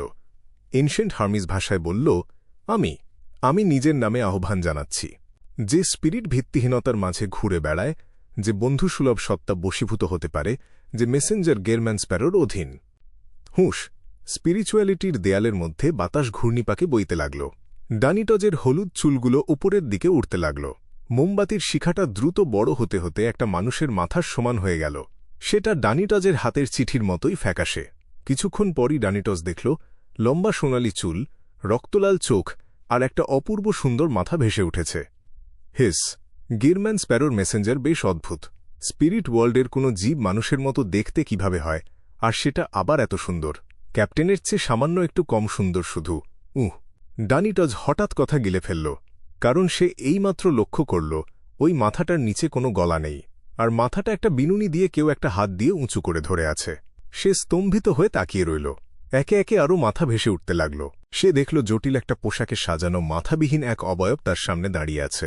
ও সত্যি সত্যি স্পিরিট ওয়ার্ল্ডের জীব। আগের চিন্তাগুলোর জন্য তার নিজেরই লজ্জা লাগল। একটা গভীর শ্বাস নিয়ে ডানিটজ তাড়াতাড়ি চিঠিটা এগিয়ে দিল। দেখল একটা সুন্দর মাথা মুখ হাঁ করে মুক্তোর মতো সাদা দাঁত দিয়ে চিঠিটা কামড়ে নিল। ঠিক সেই সময়ই রিনেট টাইনকার এর আরেকটা মাথা আল্টে রাখা গোল্ড কয়েনটায় কামড় বসাল, কিন্তু সে সঙ্গে সঙ্গে চলে গেল না। বাকি দুটো মাথার চারটে রক্তলাল চোখ স্পিরিচুয়ালিটির দেয়ালের ওপারে দাঁড়িয়ে থাকা এডভিনা এডওয়ার্ডসের দিকে তাকাল। সে তাকে কয়েকবার আপাদমস্তক দেখল। এডভিনা বুঝতে পারল কেউ তাকে দেখছে। মনের ভেতরে যে আতঙ্কটা ছড়িয়ে পড়ল সেটা চাপা দেওয়া আর সম্ভব হল না। রিনেট টাইনকার দৃষ্টি ফিরিয়ে নিল। তার শরীরটা ছায়ার মতো হয়ে সাদা মোমের শিখায় মিশে গেল। শিখাটা আবার জ্বলে উঠল। তার রং চারপাশে ছড়িয়ে পড়ল। সবকিছু আগের মতো স্বাভাবিক হয়ে গেল। ডানিটজ যেইমাত্র স্পিরিচুয়ালিটির দেয়ালটা সরাল, ঠিক তখন তার ক্যাপ্টেন গম্ভীর গলায় বলল, ও স্পিরিট ওয়ার্ল্ডের সাধারণ কোনো জীব না, সাধারণ স্পিরিট ওয়ার্ল্ডের জীব না। ডানিটজ স্তব্ধ হয়ে গেল। সে জানে তার ক্যাপ্টেনের পেশা হল স্পিরিট ওয়ার্ল্ডের জীবদের নিয়ে গবেষণা করা। ক্যাপ্টেন যদি বলে এটা সাধারণ না, তার মানে এটা সাধারণ না, সাধারণদের থেকে অনেক অনেক উপরে। গেরম্যান স্প্যারো সত্যিই অনেক রহস্যের একজন মানুষ। ডানিটজ মনে মনে ভাবল।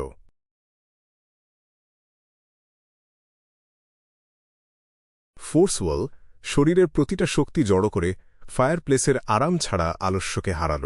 সে পাল্টে পড়ল একটা মোটা গাঢ় নীল কটন ড্রেস, কাঁধে জড়ালো একটা হালকা ধূসর স্কার্ফ, মাথায় চাপালো একটা গরম মহিলাদের হ্যাট। বাইরে খুব ঠান্ডা না, তবে কুয়াশার কারণে যে হাড় কাঁপানো শীত হাড়ের ভেতর পর্যন্ত ঢুকে যায় সেটা ছিল। সে ক্যারেজ নিয়ে রওনা দিল উইলিয়াম স্ট্রিটের দিকে। ফোর্স ঠান্ডা বাতাসটা বুকের ভেতর টেনে নিল। নিজেকে বলল, এটা তো একজন লেখকের জন্য একটা সাধারণ বেরোনো গল্পের জন্য মাল মশলা জোগাড় করতে যাওয়া। ঘাবড়ানোর কিছু নেই, অস্বাভাবিক আচরণ করারও কিছু নেই। কয়েক পা এগিয়ে ফোর্স একটা কফি শপে ঢুকল। জানালার পাশে বসল। ঘন গরম তরলটায় চুমুক দিতে দিতে সে রাস্তার লোক চলাচল আর ওপারের বাড়িগুলো লক্ষ্য করতে লাগল। অস্বাভাবিক কিছু নেই, কোনো মারামারি নেই, চুরিচামারিও নেই। এটা ধনীদের এলাকা, তাই ইস্ট বরোয়ের চেয়ে সিকিউরিটি অনেক ভালো। এখানে এমনকি ফেসাকের একজনকেও দেখা যাচ্ছে। লোকটা ভল্লুকের মতো লম্বা আর পেশিবহুল। তার সঙ্গে আরও লোকজনও আছে। হাহা, ওরা কি ইন্টিসের লোক? কি বিদঘুটে পোশাক পরে আছে, যেন কোনো নাটকে অভিনয় করছে। ব্যাকল্যান্ড আসলেই রাজধানীদের রাজধানী। কত দেশের লোক চোখে পড়ে এখানে। ফোর্স ধীরে ধীরে নিজের আসল উদ্দেশ্যটাই ভুলে গেল। সে নোটবুক খুলে তার উপন্যাসের জন্য কাঁচামাল টুকতে শুরু করল। কফি শেষ করে সে রাস্তাটায় একটা চক্কর দিল। কিছু অস্বাভাবিক না পেয়ে ফিরে গেল। ঠিক করল বৃহস্পতিবার আবার আসবে।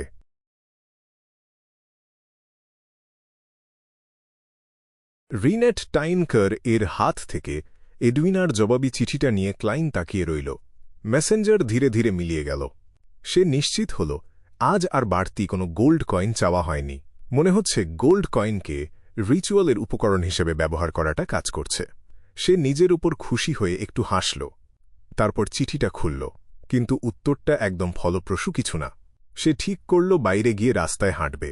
দেখি কোথায় খানিকটা সত্যিকারের অভিনয় চর্চা করা যায়, যাতে নীতিগুলো নিজের ভেতরে দাঁড় করিয়ে নিতে পারে। ঠিক সেই সময় দরজায় টোকা পড়ল। ক্যাপ্টেন অ্যালান্ড। ক্লাইন চুপচাপ দরজা খুলল। বলল, আমি তো ঠিক তোমাকেই খুঁজতে যাচ্ছিলাম। অ্যালান্ড একটু হেসে বলল, তার দরকার নেই। তুমি যেহেতু নিজের পরিচয় দিয়ে একটা জায়গায় উঠেছ, তাই তুমি কোথায় থাকছ সেটা আমি ঠিকই জেনে যাব। গভর্নর জেনারেলের অফিস আর সামরিক বাহিনীর তো ইনগুলোর ওপর বেশ ভালোই নিয়ন্ত্রণ থাকে। ক্লাইন একটা কথাও না বলে মাথা নাড়ল। অ্যাল্যান্ড আধা আধি ঘুরে করিডোরের দিকে আঙুল দেখাল। তোমাকে একজনের সঙ্গে দেখা করিয়ে দিতে নিয়ে যাচ্ছি। হোয়াইট অ্যাগেট শিগগিরই প্রিটস হারবারে ফিরে যাবে। সাহায্য লাগলে বা কোনো তথ্য থাকলে তুমি তাকে খুঁজে নিও। আমরা টাকা পয়সার ব্যাপারে বেশ উদার, সেটা তো জানোই। আগে ক্লাইন নিজেই এই ব্যাপারে তাকে কথা বলেছিল। ঠিক আছে। ক্লাইন কোট র্যাকের দিকে হাত বাড়াল। কোট পরে নিতেই অ্যাল্যান্ড তাকে সরাসরি অ্যামিরিস লিফ বারে নিয়ে গেল, ভেতরের এক কোণায়।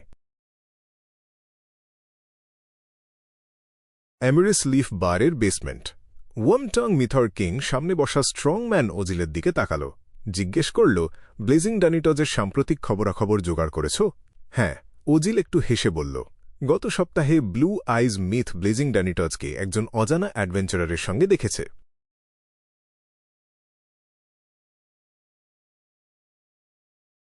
অ্যামাইরিস লিফ বারের এক কোণায় অ্যাল্যান্ড একটা কফি রঙা জ্যাকেট পরা লোককে খুঁজে পেল। সে লোকটার কাঁধে চাপড় দিয়ে হাসল। কেন ল্যান্টিপ্রুফ খাচ্ছ না? লোকটার বয়স ৩০-এর কোঠায়, মুখটা একদম সাধারণ। দেখেই বোঝা যাচ্ছিল তার শরীরে লোয়েন রক্ত বইছে। তার চুল আর চোখ বাদামি, নাকের ব্রিজটা একটু উঁচু। মাতাল মাতাল ভাবটা মুহূর্তেই উবে গেল, চোখ দুটো ধারালো হয়ে উঠল। সে অ্যাল্যান্ড আর ক্লাইনের দিকে এক ঝলক তাকাল, তারপর চোখটা আবার ঘোলাটে হয়ে গেল। মাতাল গলায় বলল, খেয়েছি তো। নেশা কাটানোর জন্য জারহার খাচ্ছি। জারহার এখানকার তৈরি একটা মল্ট বিয়ার। দাম কম, খেতেও মন্দ না। অ্যাল্যান্ড হেসে ক্লাইনের দিকে আঙুল দেখাল, গেরম্যান স্প্যারো। তারপর লোকটার সাথে ক্লাইনের পরিচয় করিয়ে দিল। ওজ কেন্ট, তুমি ওকে কেন্ট ডাকতে পারো। তোমরা গল্প করো। আমাকে এখন ফিরতে হবে, প্রস্তুতি নিতে হবে। কাল সকাল সকাল রওনা দেব। হাত নাড়িয়ে অ্যাল্যান্ড কোনো দ্বিধা ছাড়াই চলে গেল। ক্লাইন পাশ থেকে একটা চেয়ার টেনে বসল। সে কোনো মদ নিল না, শুধু নির্বিকার মুখে ওজ কেন্টের দিকে তাকিয়ে রইল। এই তাকানোটা কেন্টের গায়ে কাঁটার মতো বিঁধছিল। সে এক চুমুকে অনেকটা জারহার গিলে বলল, ভবিষ্যতে কিছু লাগলে আমাকে খুঁজবে। কোনো কাজের খবর দিলে বা আমাদের কিছু কাজ করে দিলে টাকা পাবে। আশেপাশের মাতালরা শুনে ফেলবে, এই ভয় তার ছিল না। অনেক গ্যাং আর পাইরেট ক্রু একই কথা বলে বেড়ায়। ইনফর্মার ভাড়া করার সময় এই কথাগুলোই সবাই ব্যবহার করে। ঠিক আছে। ক্লাইনের ভেতরে একটা প্রবল ইচ্ছা জাগল, জিজ্ঞেস করে, হেলেন সিজে ভাইস অ্যাডমিরাল অ্যালমেন্টকে মারতে গিয়ে যা খরচ হয়েছিল সেটা কি রিইম্বার্স করা যাবে? যদিও সেটার টাকা ডানিটস দিয়েছিল। তবে এটা শুধু একটা ভাবনা হয়েই থাকল। ওজ কেন্ট সম্পূর্ণ মাতালের মতো ভঙ্গিতে হাসল। অ্যাল্যান্ডের মুখে তোমার কথা কিছু কিছু শুনেছি, তবে তোমাকে একটা কথা মনে করিয়ে দিতে চাই, সমুদ্রে গিয়ে বেশি পাগলামি করতে নেই। খেয়াল রেখো, পাইরেটদের যথাসম্ভব ঘাঁটাবে না। আমি বলছি, ওদের সাথে সরাসরি মুখোমুখি লড়াই করো না। আড়ালে আমাদের তথ্য দিলে কোনো সমস্যা নেই। আমরা তোমার পরিচয় গোপন রাখব। এবার সে স্পষ্টতই গলা নামিয়ে বলল। গেরম্যান স্প্যারোর কাছ থেকে কোনো জবাব না পেয়ে কেন্ট যোগ করল, পাইরেটরা কোনো সম্মানের নিয়ম মানে না, রাজ্যের আইন কানুনও মানে না। ঢেকুর তুলল সে।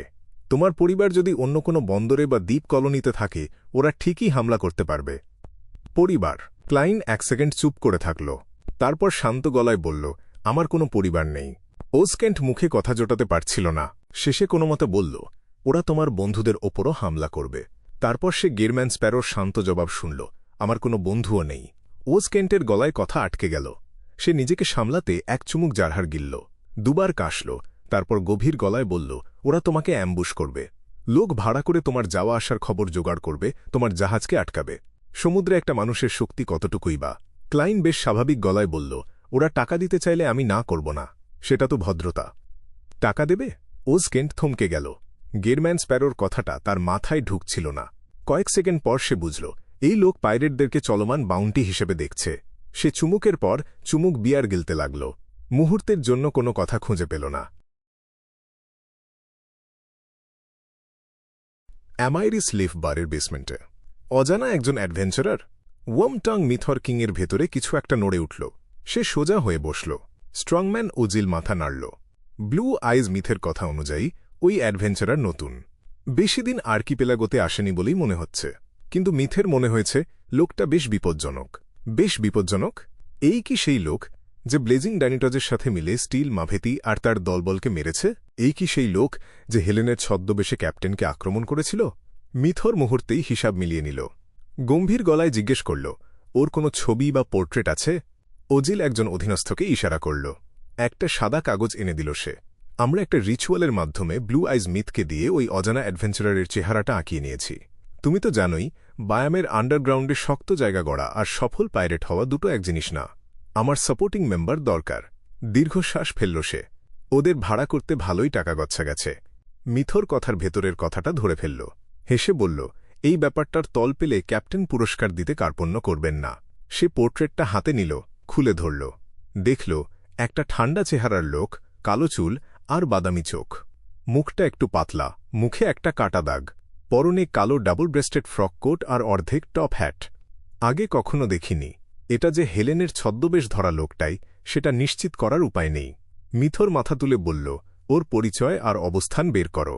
স্ট্রংম্যান ওজিল গম্ভীর হাসিতে বলল, লোক লাগিয়ে দিয়েছি। দুজনেই একসাথে চুপ হয়ে গেল। সাউথভিল রেড ওয়াইনে চুমুক দিল। কয়েক মিনিট পরে বাড়ির একজন বাউন্সার ঢুকে চুপচাপ পরিবেশটা ভাঙল।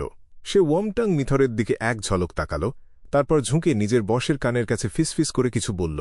ওজিলের মুখটা অদ্ভুত হয়ে গেল। একটা চাপা হাসি ফুটে উঠল। সে ওয়াইনের গ্লাসটা নামিয়ে রাখল। একটু থেমে বলল, ওই অজানা অ্যাডভেঞ্চারারকে পাওয়া গেছে। কোথায়? মিথর জিজ্ঞেস করল। ওজিল উপরের দিকে আঙুল তুলল। এইবারেই। মিথর সিলিংয়ের দিকে তাকিয়ে কয়েক সেকেন্ড চুপ করে থাকল। আমি গিয়ে যাচাই করে আসি।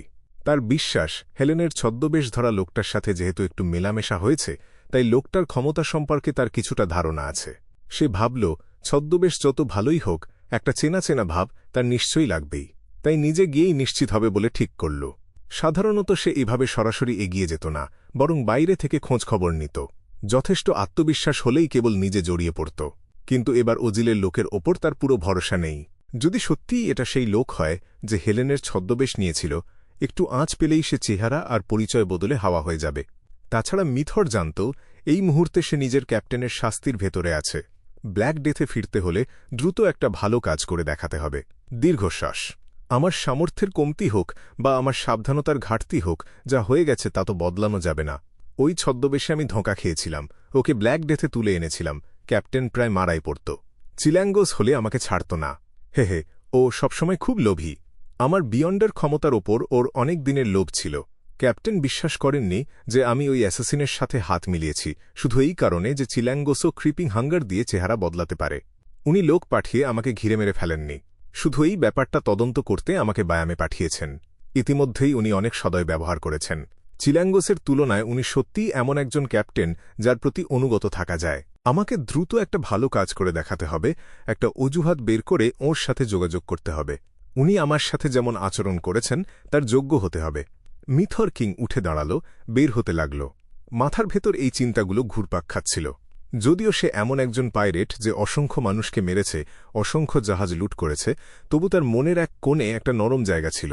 তাছাড়া সে নিজেই টের পায়নি ভাইস অ্যাডমিরাল এলমেন্ট ট্রেসির সাথে দীর্ঘদিনের মেলামেশায় সে ধীরে ধীরে সম্মোহিত হয়ে পড়েছে। ট্রেসির প্রতি তার দুর্বলতা হাড় পর্যন্ত গেঁথে গেছে। এলমেন্ট মেডেনের সাহায্যকারী না থাকলেও সে কোনো বাধা দিত না, ওর হুকুমে হাঁটু গেড়ে ওর পা চুমু খেত। অবশ্য এতে ট্রেসির সাথে অসংখ্য কাজ করার যে কল্পনা সে করে, তাতে কোনো ভাটা পড়েনি। সুযোগ পেলে অনুমতি না নিয়েই সে নিজে থেকে এগিয়ে যেত বলেই তার বিশ্বাস। পাইরেট হিসাবে এমন কাজ সে অনেকবারই করেছে। ওপরে উঠে মিথর কিং ওজিলের লোকদের ইশারা ধরে বারের দেয়াল ঘেঁষে অর্ধেকটা ঘুরে গেল। দূর থেকে দেখল ওই অজানা অ্যাডভেঞ্চারার কোনায় বসে আছে। পোর্ট্রেটের সাথে হুবহু মিলে যাচ্ছে, কিন্তু কোনো চেনা চেনা ভাব লাগছে না। এটা কি ওর ছদ্মবেশ যথেষ্ট ভালো বলে, নাকি লোকটা আসলে অন্য কেউ? ধরা যাক ভাইস অ্যাডমিরাল আইসবার্গ অ্যাডউইনা। উনি যাদের আগে দেখেছেন তাদের বিয়ন্ডের ক্ষমতা নকল করতে পারেন। চিল্যাঙ্গোসের মতো চেহারা বদলানো ওর পক্ষে অসম্ভব না। মিথরের দৃষ্টি 2 সেকেন্ডের জন্য আটকে গেল, তারপর সাবধানে সরিয়ে নিল। কিন্তু ঠিক ওই মুহূর্তে একজন সিয়ার হিসেবে ক্লাইনের স্পিরিচুয়াল ইনটিউশন তাকে বলল, কেউ একজন তাকে লক্ষ্য করছে। কিছু না লুকিয়ে ক্লাইন সাথে সাথে ঘুরে তাকাল। সে দেখল একটা লোক, ছোট ভ্রু, গভীর চোখের কোটর, ব্রোঞ্জ রঙের চোখ। ওয়ামটাং মিথর কিং ভাইস অ্যাডমিরাল এলমেন্টের ফ্ল্যাগশিপ ব্ল্যাক ডেথের তৃতীয় মেট। ক্লাইন মুহূর্তেই চিনে ফেলল কে তাকে দেখছে। মুহূর্তেই তার মাথায় দুটো চিন্তা ঝলকে উঠল। প্রথমটা 5400 পাউন্ডের বাউন্টি। দ্বিতীয়টা, ও আমাকে দেখছে কেন? ও কি ডানিটজের পেছনে লেগে আমাকে খুঁজে বের করেছে? মিলিটারির কন্ট্যাক্ট লোকটা ওজ কেন্ট গেরম্যান স্প্যারোর অস্বাভাবিক ভাব ধরতে পেরে তার দৃষ্টি অনুসরণ করল, কিন্তু তার অ্যাঙ্গেলের কারণে কয়েকজন মাতাল তাকে আড়াল করে রাখল। এই মুহূর্তে ক্লাইনের মাথায় সহজাতভাবেই একটা সমাধান এসে গেছে। সেটা হল ভান করা যে সে মিথর কিংকে চেনে না, দৃষ্টি ফিরিয়ে নিয়ে এক গ্লাস মদ অর্ডার করে খাওয়া, তারপর গোপনে দেখা ও কোথায় যায়, তারপর ফেসলেস হিসেবে তার ক্ষমতা ব্যবহার করে মিথর যেখানে গা ঢাকা দেবে সেখানে ঢুকে নিঃশব্দে স্বীকার করা। এই চিন্তাটা মনের ভেতর ঝলক দিতেই ক্লাইন হঠাৎ একটা সমস্যা টের পেল। ওটা তো আমার নিজের ধাঁচ, কিন্তু এখন তো আমি গেরম্যান স্প্যারো, শান্ত দেখতে হলেও ভেতরে পাগল কিসিমের অ্যাডভেঞ্চারার। এই চিন্তাটা মাথায় আসতেই সে হঠাৎ ঘুরে দাঁড়াল, রিভলভারটা বের করে কোলাহলপূর্ণ বারের ভেতর এই ওয়ার্মটাং মিথর কিংয়ের দিকে তাক করল। ব্যাং! বারের ভেতর একটা গুলির শব্দ গর্জে উঠল। অনেক কাস্টমার সহজাতভাবেই মাথা চেপে ধরে নিচু হয়ে বসে পড়ল। ওরা সবাই খুব অভিজ্ঞ। অনেক মাতাল মেঝেতে গড়িয়ে পড়ল। 10-12 জনেরও বেশি লোক ঝাঁপ দিয়ে পাশে সরে গেল। কেউ মেঝেতে গড়িয়ে গুলি এড়াতে চাইল। পুরো ব্যাপারটায় ভালোই অভ্যস্ত ভাব।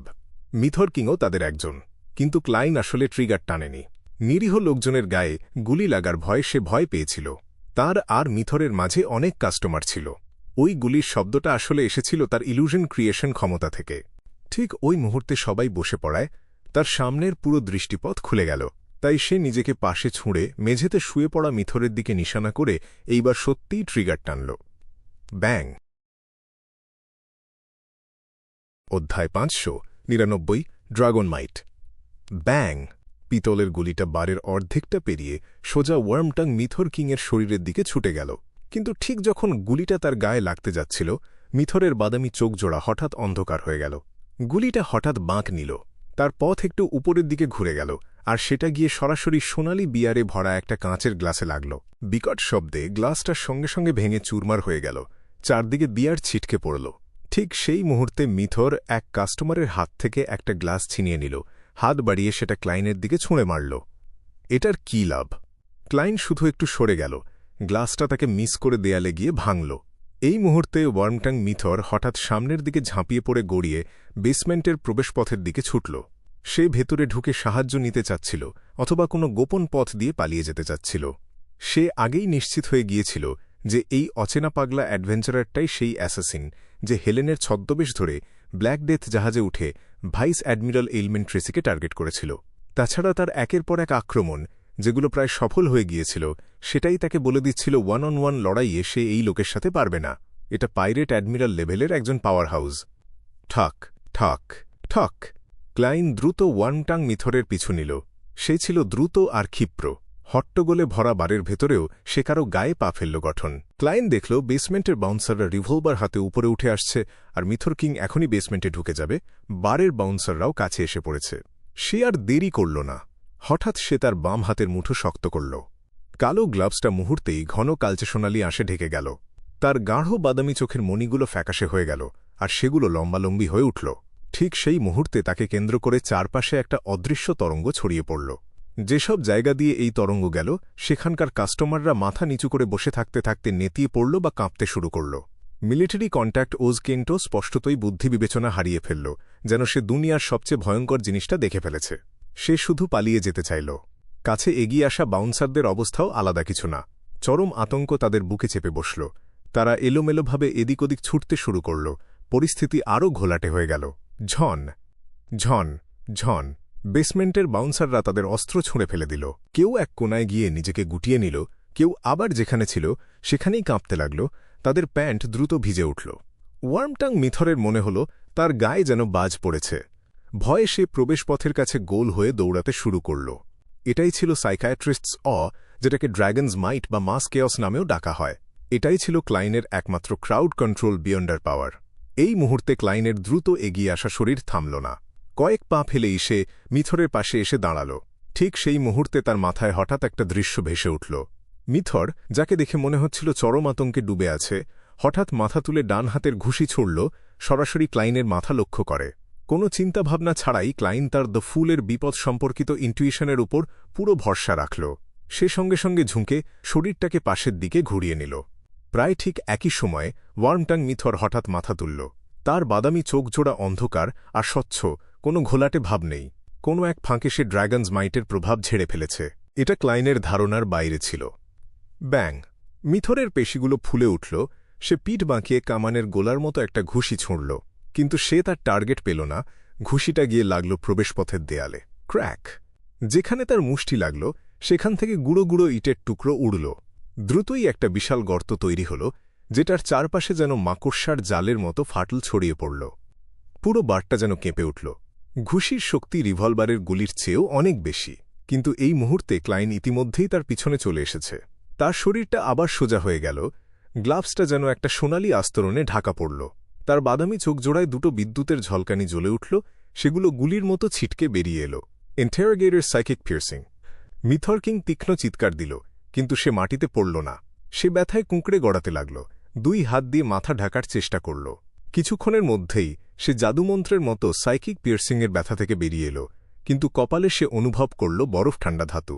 সে দেখল রোগা পাতলা সেই অ্যাডভেঞ্চারের ট্রিগার চাপছে।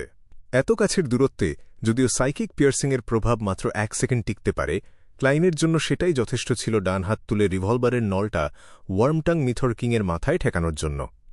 ব্যাং! মিথর কিংয়ের আধখোলা মুখ থেকে অনুনয়ের কথাগুলো গলায় ফিরে গেল। তার পেছনের দেয়ালে রক্ত আর সাদা পদার্থ দিয়ে আঁকা একটা ছবির মতো কিছু ফুটে উঠল। সেটা ছিল বিষণ্ণ, তাজা আর এলোমেলো।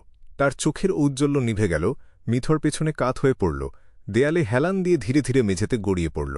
1350 সালের 1 ফেব্রুয়ারি দুপুরবেলায় ওয়ার্মটাং মিথর শিকার হল। ক্লাইন হট্টগোলে ভরা বারটার চারপাশে একটা দৃষ্টি বুলাল, তারপর বেসমেন্টের দরজাটা বন্ধ করে দিল। দরজায় আগে থেকে থাকা শেকল দিয়ে সে দরজা পেঁচিয়ে জোর করে একটা গিঁট বেঁধে দিল। সে ঝুঁকে মিথর কিংয়ের দেহটা টেনে কয়েক ধাপ নিচে নামাল, কিন্তু সরাসরি ভেতরে ঢুকল না। ভেতর থেকে হঠাৎ কোনো শত্রু বেরিয়ে আসতে পারে, এই আশঙ্কায় সে তার হাতের তালু খুলে উপর থেকে ওয়ার্মটাং মিথরের দেহের দিকে তাক করল। ব্ল্যাক ডেথের থার্ড মেটকে গ্রেস করতে তার কোনো দ্বিধা ছিল না। সে বিশ্বাস করত যে এই লোকটার নামে অনেক জঘন্য অপরাধ আছে। প্রথমত, সে একসময় ভাইস অ্যাডমিরাল হারিকেন চিলাঙ্গোসের অধীনে কাজ করত, আর মৃত সেই পাইরেট অ্যাডমিরাল একসময় একটা পুরো জাহাজের সবাইকে হত্যা করেছিল। সে ছিল বেশ ঠান্ডা মাথার একটা লোক। ক্রিপিং হাঙ্গারের ভেতরে থাকা রেড গ্লাভ নাইটমেরের অভিজ্ঞতা থেকেই সেটা স্পষ্ট বোঝা যেত। দ্বিতীয়ত, মিথর কাজ করত ভাইস অ্যাডমিরাল এইলমেন্টের হয়ে, যেটা আসলে ডিমোনেস সেক্টর হয়ে কাজ করার সমান। সে কত যে মানব পাচারের ঘটনায় জড়িত ছিল কে জানে। ক্রিপিং হাঙ্গার আবার তার পাতলা মানব চামড়ার রূপে ফিরে গেল, তার তালু ফেটে গিয়ে দুটো রক্তলাল চোখ বেরিয়ে এলো। মুহূর্তেই বেসমেন্টের প্রবেশপথে একটা হাড় হিম করা ঠান্ডা বাতাস ঘুরতে শুরু করল। সেটা ওয়ার্মটাং মিথরের দেহকে ঘিরে অনবরত ঘুরতে লাগল। আস্তে আস্তে একটা ঝাপসা অবয়ব তৈরি হল, ছোট ভ্রু আর গভীর চোখের কোটরওয়ালা, কালো অথচ ঔজ্জ্বল্যহীন না। এমন আলোর বিন্দুগুলো দ্রুত দেহ থেকে বেরিয়ে এসে মিথরের স্পিরিট বডির সাথে মিশে গেল। সেগুলো সব ঢুকে গেল ক্রিপিং হাঙ্গারের ভেতরে, যেখানে একটা খালি আঙুল অপেক্ষা করছিল, আশপাশের সাথে একটা যোগসূত্র তৈরি করে নিচ্ছিল। ক্রিপিং হাঙ্গার প্রথমে একটা কালো রং ধারণ করল, যার মধ্যে একটা ভয়ানক অথচ অভিজাত আবহ ছিল। তারপর সে তার আগের রূপে ফিরে এলো, রক্তমাংসের জন্য তার আকাঙ্ক্ষা ছড়িয়ে দিতে দিতে। ক্লাইন কয়েক সেকেন্ডের জন্য নীরবে তার ইন্দ্রিয়গুলো ওটার দিকে ঘুরাল, আর খুশি হয়ে দেখল যে সে যেসব ক্ষমতা পেয়েছে সেগুলো বেশ কাজের। যদিও মাত্র 2টো ক্ষমতা পেয়েছে, কিন্তু জম্বি সিকোয়েন্স থেকে পাওয়া আগের 3টার চেয়ে এগুলো অনেক ভালো। এই সময়ই সে জানতে পারল যে এই মিড সিকোয়েন্স বিয়ন্ডার ছিল লয়ার পাথওয়ের সিকোয়েন্স 6 ব্যারন অফ কারাপশন। একটা ক্ষমতা এসেছে ব্যারন অফ কারাপশন থেকে, আর একটা এসেছে সিকোয়েন্স 7 ব্রাইবার থেকে। প্রথমটা হল ডিস্টর্শন। টার্গেটের কথা, কাজ আর উদ্দেশ্যকে বিকৃত করে সে একটা নির্দিষ্ট অর্ডার তৈরি করতে পারে, যেটা তাকে সুবিধা দেবে, যাতে প্রতিপক্ষকে দমিয়ে রাখা আর প্রভাবিত করা যায়। দ্বিতীয়টা হল ব্রাইব, যেটা একজন ব্রাইবারের বিভিন্ন ক্ষমতার মধ্যে একটা। আরও নির্দিষ্ট করে বললে এটা হবে ব্রাইব উইকেন। এই ক্ষমতা ব্যবহার করার শর্ত হল টার্গেটকে নির্দিষ্ট কোনো জিনিস দিতে হবে, তারপর একটা নির্দিষ্ট সময়ের জন্য টার্গেটের আক্রমণ, প্রতিরক্ষা আর তার উপর ক্লায়েন্টের নিয়ন্ত্রণ ব্যাপকভাবে দুর্বল হয়ে যাবে। টার্গেটকে কোনো জিনিস দেয়া, তাহলে ও যে 1 গ্লাস মদ ছুঁড়ে মেরেছিল ওটাই ব্রাইব হিসেবে গণ্য হল। ব্ল্যাক এম্পারার পাথওয়ের কাছ থেকে এটাই আশা করা যায়। এটা অর্ডারের মধ্যে ফাঁকফোকর খুঁজে বের করে, আবার দেখতে কত দাপুটে লাগে। কোনো আশ্চর্য না যে আমার ড্র্যাগনস মাইট আর সাইকিক পিয়ার্সিং কোনোটাই মিথরের উপর আমি যেমন ভেবেছিলাম সেরকম কাজ করেনি। এমনকি আমার গুলির শক্তিও কমে গিয়েছিল। আমি ভেবেছিলাম ওই গুলিতে ওর পুরো মাথাটা উড়ে যাবে। ক্লাইন বুঝতে পারল। একই সাথে সে বুঝল কেন সে অজান্তেই ব্ল্যাক এম্পারারের দিকে, যেখানে king of the 5 seas Nast ছিল, ভেসে গিয়েছিল। কারণ নাস্ট তার সামনের দিকে এগোনোর ইন্টেন্টটা বিকৃত করে দিয়েছিল, যাতে সে থামতেই না পারে। খারাপ না। ক্লাইন মাথা নিচু করে ওয়ার্মটাং মিথরের দেহের দিকে একবার চোরা চোখে তাকাল, তারপর বেসমেন্টে নেমে গেল। সে ক্রিপিং হাঙ্গারের জন্য কিছু খাবার খুঁজছিল। জানা নেই ক্রিপিং হাঙ্গারকে বারবার ধূসর কুয়াশার উপরে ছুঁড়ে দেওয়ার সাথে এটার কোনো সম্পর্ক আছে কিনা, কিন্তু ক্রিপিং হাঙ্গার আগের মতো আর পাগলামি করছিল না। মনে হচ্ছিল সে এখন তার ক্ষুধা সহ্য করতে পারে। তাই ক্লাইন তাড়াহুড়ো করল না। সে ধীরে ধীরে সামনে এগোল, যাতে হঠাৎ কোনো বিপদে না পড়ে। একটু পরেই সে দেখল স্ট্রংম্যান ওজিল তার অনুচরদের নিয়ে এগিয়ে আসছে। তাদের মধ্যে বিয়ন্ডার আছে, বন্দুকধারীও আছে, আর সংখ্যাটাও ভালোই বড়। ক্লাইনের মুখের ভাব নির্বিকার রইল, তার কালো গ্লাভসটা আবার কালচে সোনালি আঁশে ঢেকে গেল। তার চোখের মণিগুলো ফ্যাকাশে হয়ে গেল, আর সেগুলো হঠাৎ লম্বালম্বি হয়ে উঠল। অদৃশ্য তরঙ্গ সঙ্গে সঙ্গে সামনের দিকে ছড়িয়ে পড়ল। সাইকিয়াট্রিস্টস ড্র্যাগনস মাইট।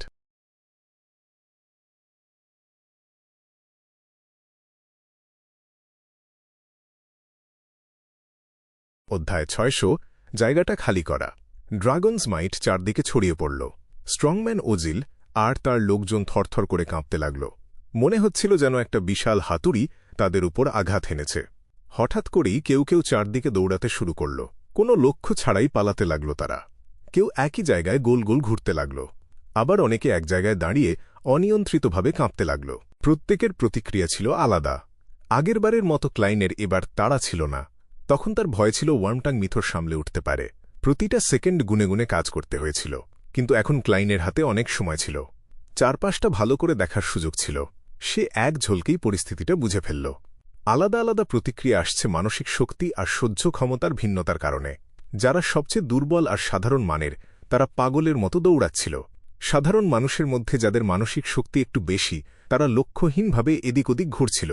বিয়ন্ডার, যাদের মানসিক ক্ষমতা বাড়ানো হয়েছে, আর সাধারণ মানুষ যাদের মন শক্ত, তারা একই জায়গায় গোল হয়ে ঘুরছিল। পালাতে চাইছিল, আবার নিজেকে থামিয়েও দিচ্ছিল। আর শক্তিশালী বিয়ন্ডার, যাদের মন আরও দৃঢ়, তারা এক জায়গায় দাঁড়িয়ে কাঁপছিল বা ঘুরপাক খাচ্ছিল। যারা ভয়ে প্রস্রাব পায়খানা করে ফেলেছে, তারা পালানোর দলে পড়ে। ক্লাইন একবার চারপাশে চোখ বুলাল। সে বন্দুক তুলে গুলি চালাতে যাচ্ছিল। যেসব শত্রু তার জন্য বিপজ্জনক হতে পারে, তাদের লড়াইয়ের ক্ষমতা শেষ করে দিতে চাইছিল। ঠিক এই সময় সে দেখল একজন লোক যে এতক্ষণ কাঁপছিল, তার চোখে আবার স্বচ্ছতা ফিরে এসেছে। লোকটা অ্যাওয়ের প্রভাব থেকে বের হয়ে আসতে যাচ্ছিল। বাকিরাও আস্তে আস্তে সামলে উঠছিল। ক্লাইন ভাবল, এত অল্প সময়ে সবাইকে শেষ করার ক্ষমতা তার নেই। আবার একটা গুলির শব্দ কয়েকজনকে সম্বিতে ফিরিয়ে দিতে পারে।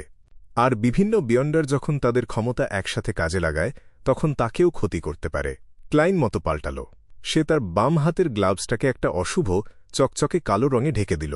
তার চোখ দুটো অন্ধকারে ভরে গেল। জাগরণের পথে থাকা মানুষগুলোর ইচ্ছাশক্তিকে সে জোর করে বিকৃত করে দিল। কাঁপতে থাকা লোকটা হঠাৎ সামনের দিকে ঝাঁপিয়ে পড়ল। সে আর পালানোর ইচ্ছাটাকে ধরে রাখতে পারল না। সে সরাসরি গোপন বের হওয়ার পথটার দিকে দৌড়ে গেল। পেছনে তার বস স্ট্রংম্যান ওজিলকে রেখে গেল। ছোট হতে হতে মিলিয়ে গেল তার পিঠটা। ক্লাইন দ্রুত সাইকিয়াট্রিস্ট আর ব্যারন অফ করাপশনের মধ্যে যাওয়া আসা করতে লাগল। ড্রাগনস মাইটের পর ডিস্টর্শন, এই ক্রমটা সে বারবার করছিল। খুব শিগগিরই সে ওজিলের শক্ত মনের সব বাউন্সারকে বেসমেন্টের দিকে তাড়িয়ে নিয়ে গেল। ক্রিপিং হাঙ্গারকে অবশ্য আসল শেফার্ডের সাথে তুলনা করা যায় না। আত্মা বদলাতে একটু সময় লাগে, ঠান্ডা হতে সময় দরকার হয়। কিন্তু ক্লাইন ছন্দটা ভালোই ধরে ফেলল। ড্রাগনস মাইটের কিছু রেশ থাকতে থাকতেই সে অনায়াসে কাজটা শেষ করে ফেলল। তবে একটা সমস্যাও সে খেয়াল করল। কিছু লক্ষ্যবস্তুর উপর যদি অল্প সময়ের মধ্যে বারবার ড্রাগনস মাইট আর অ্যাওয়ে ব্যবহার করা হয়, তাহলে এর প্রভাব কমে যেতে শুরু করে। অবশ্য ওজিলের বেশিরভাগ লোক ততক্ষণে মাটিতে গড়াগড়ি খাচ্ছিল। ড্রাগনস মাইটের আঘাতে আঘাতে তারা ভেঙে পড়েছে। প্রস্রাব পায়খানায় মাখামাখি হয়ে গেছে। চারপাশে দুর্গন্ধ ছড়াচ্ছিল। ড্রাগনস মাইটের ডিস্ট্রেকশন বেশ ভালো একটা কম্বিনেশন। ক্লাইন মনে মনে ভাবল, মিথর যদি পাল্টা আঘাত না করত, তাহলে সে ব্রাইব, উইকেন আর ডিস্ট্রেকশন দিয়ে পালিয়ে যেতে পারত। তখন আমি হয়তো তাকে ধরে শেষ করতে পারতাম না। হ্যাঁ, ওর পাল্টা আঘাতটা সাংঘাতিক ছিল। কোনো আগের ইঙ্গিতই ছিল না। সিয়ার আর ক্লাউনের আধ্যাত্মিকতা আর সহজাত বোধের ভরসায় না থাকলে আমি পেপার ফিগরিন সাবস্টিটিউট সময়মতো ব্যবহার করতে পারতাম না। আঘাত এড়ানোর কথা তো ভাবাই যেত না। এতে আমার মনে পড়ে গেল, যদিও ক্রিপিং হাঙ্গার সিকোয়েন্স 5-এর যুদ্ধ ক্ষমতা দেয়, তবুও অন্য সিকোয়েন্স 6-দের আমার ছোট করে দেখা উচিত না। একটু অসাবধান হলেই হয়তো মরে যাব। এসব ভাবতে ভাবতেই ক্লাইন তার গ্লাভসটাকে এমনভাবে ঘোরালো যেন সেটা সোনায় মোড়ানো। তার চোখে হঠাৎ দুটো বিদ্যুতের ঝলক জ্বলে উঠল। স্ট্রংম্যান ওজিল তৎক্ষণাৎ যন্ত্রণায় চিৎকার করে উঠল। সে আর সহ্য করতে পারল না। ধপাস করে মাটিতে পড়ে গেল সে, যেন একটা পাহাড়চূড়া ধসে পড়েছে। মাথা চেপে ধরে সে কাতরাতে লাগল। সদ্য ধরা পড়া মাগুর মাছের মতো ছটফট করছিল। আমার কাছে এরিয়া অফ এফেক্ট আক্রমণের কোনো বিয়ন্ডার পাওয়ার নেই, ক্লাইন আক্ষেপ করে ভাবল। থাকলে অন্য বিয়ন্ডারদেরও দূরে রাখা যেত। মনে পড়ে সিকিংয়ের ডোমেইনে একটা লাইটনিং স্টর্ম আছে, কিন্তু এমন চার্ম তো অনেক উঁচু স্তরের। আমার জানার বাইরে। ক্লাইন সব গুন্ডার দিকে এক ঝলক তাকিয়ে ধীর পায়ে বেসমেন্টের দিকে হাঁটতে লাগল। জায়গাটা আসলে একটা মার্কেট ছিল, কিন্তু সবাই পালিয়ে যাওয়া এখন একদম ফাঁকা। ডাবল ব্রেস্টেড ফ্রক কোট পরা ক্লাইন একটা স্টলের পেছন থেকে চেয়ার টেনে আনল। ওজিলের সামনে চেয়ারটা রেখে আরাম করে বসল সে। সামনের দিকে একটু ঝুঁকে সে অ্যামেরিস লিফ বারের বসকে চুপচাপ দেখতে লাগল।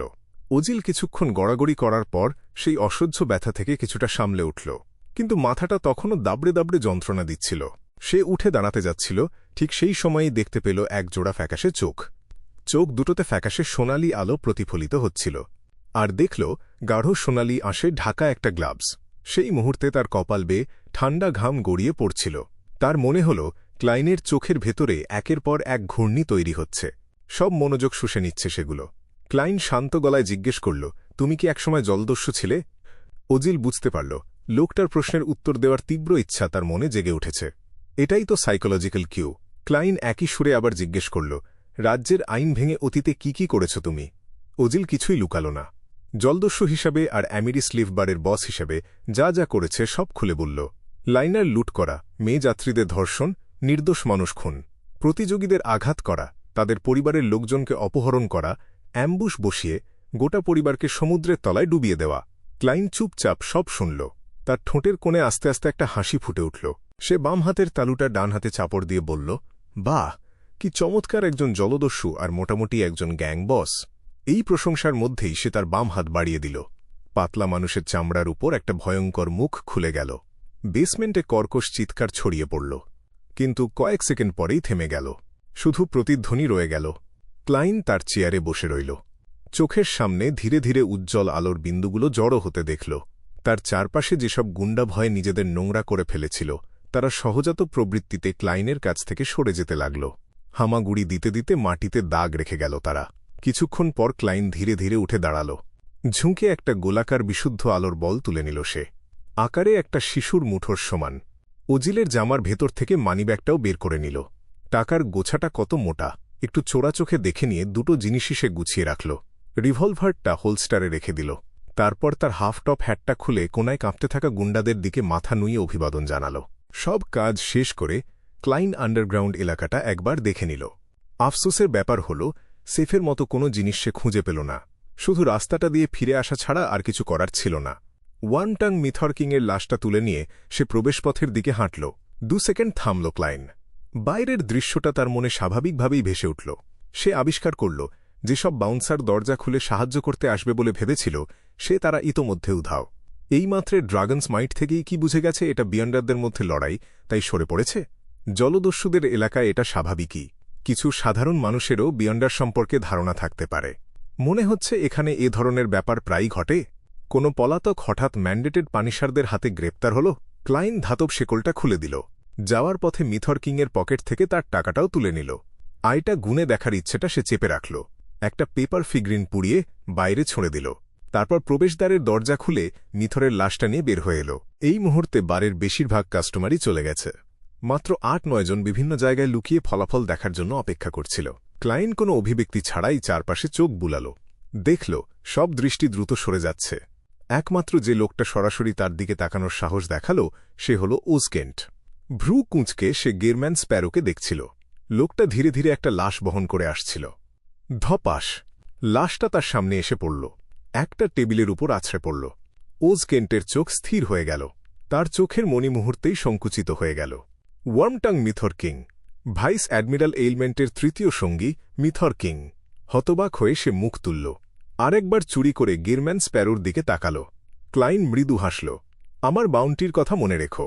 কথাটা বলে সে তার হাফ টপ হ্যাট তুলল। একটু মাথা নুইয়ে বিদায় জানাল। তারপর অ্যামেরিস লিফ বারের মূল দরজা দিয়ে বেরিয়ে গেল।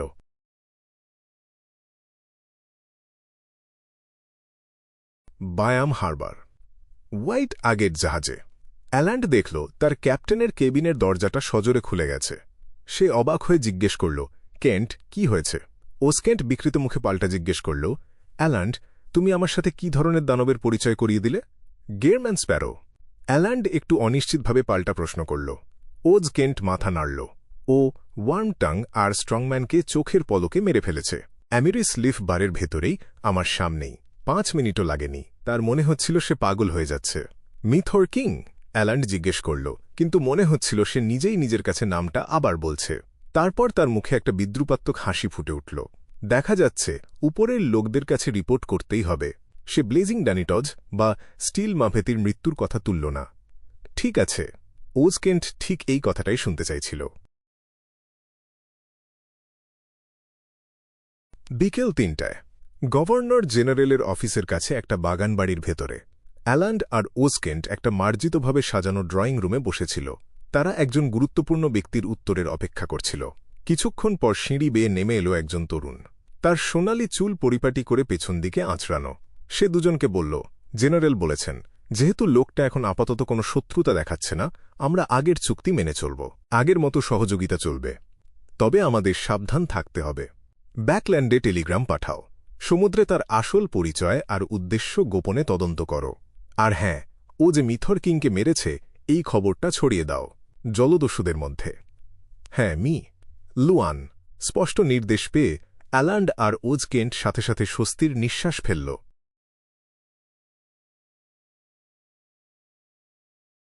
ইনের ভেতরে ক্লাইন একটা ডিভিনেশন করল। তারপর টাকা গুনে দেখল। নিশ্চিত হল যে সে 327 পাউন্ড 9 সোলি 5 পেন্স পেয়েছে। সেই সাথে ওয়ারিয়ার পথের সিকোয়েন্স 8 পাগিলিস্টের একটা বিয়ন্ডার বৈশিষ্ট্য। এটাও তো 600-700 পাউন্ডের জিনিস। আবার মিথরের বাউন্টিও আছে। লেবার ফি কেটে নিলেও কয়েক হাজার পাউন্ড থাকবে। হ্যাঁ, ওজকেন্ট হয়তো তার ভাগটা নেওয়ারও সাহস করবে না। বেশ ভালোই আয় হল, একদম আকাশ থেকে পাওয়া উপহারের মতো। ক্লাইন আরাম করে এই কথা ভাবল। তারপর একটা রিচুয়াল করে ক্রিপিং হাঙ্গারকে ধূসর কুয়াশায় পাঠিয়ে দিল।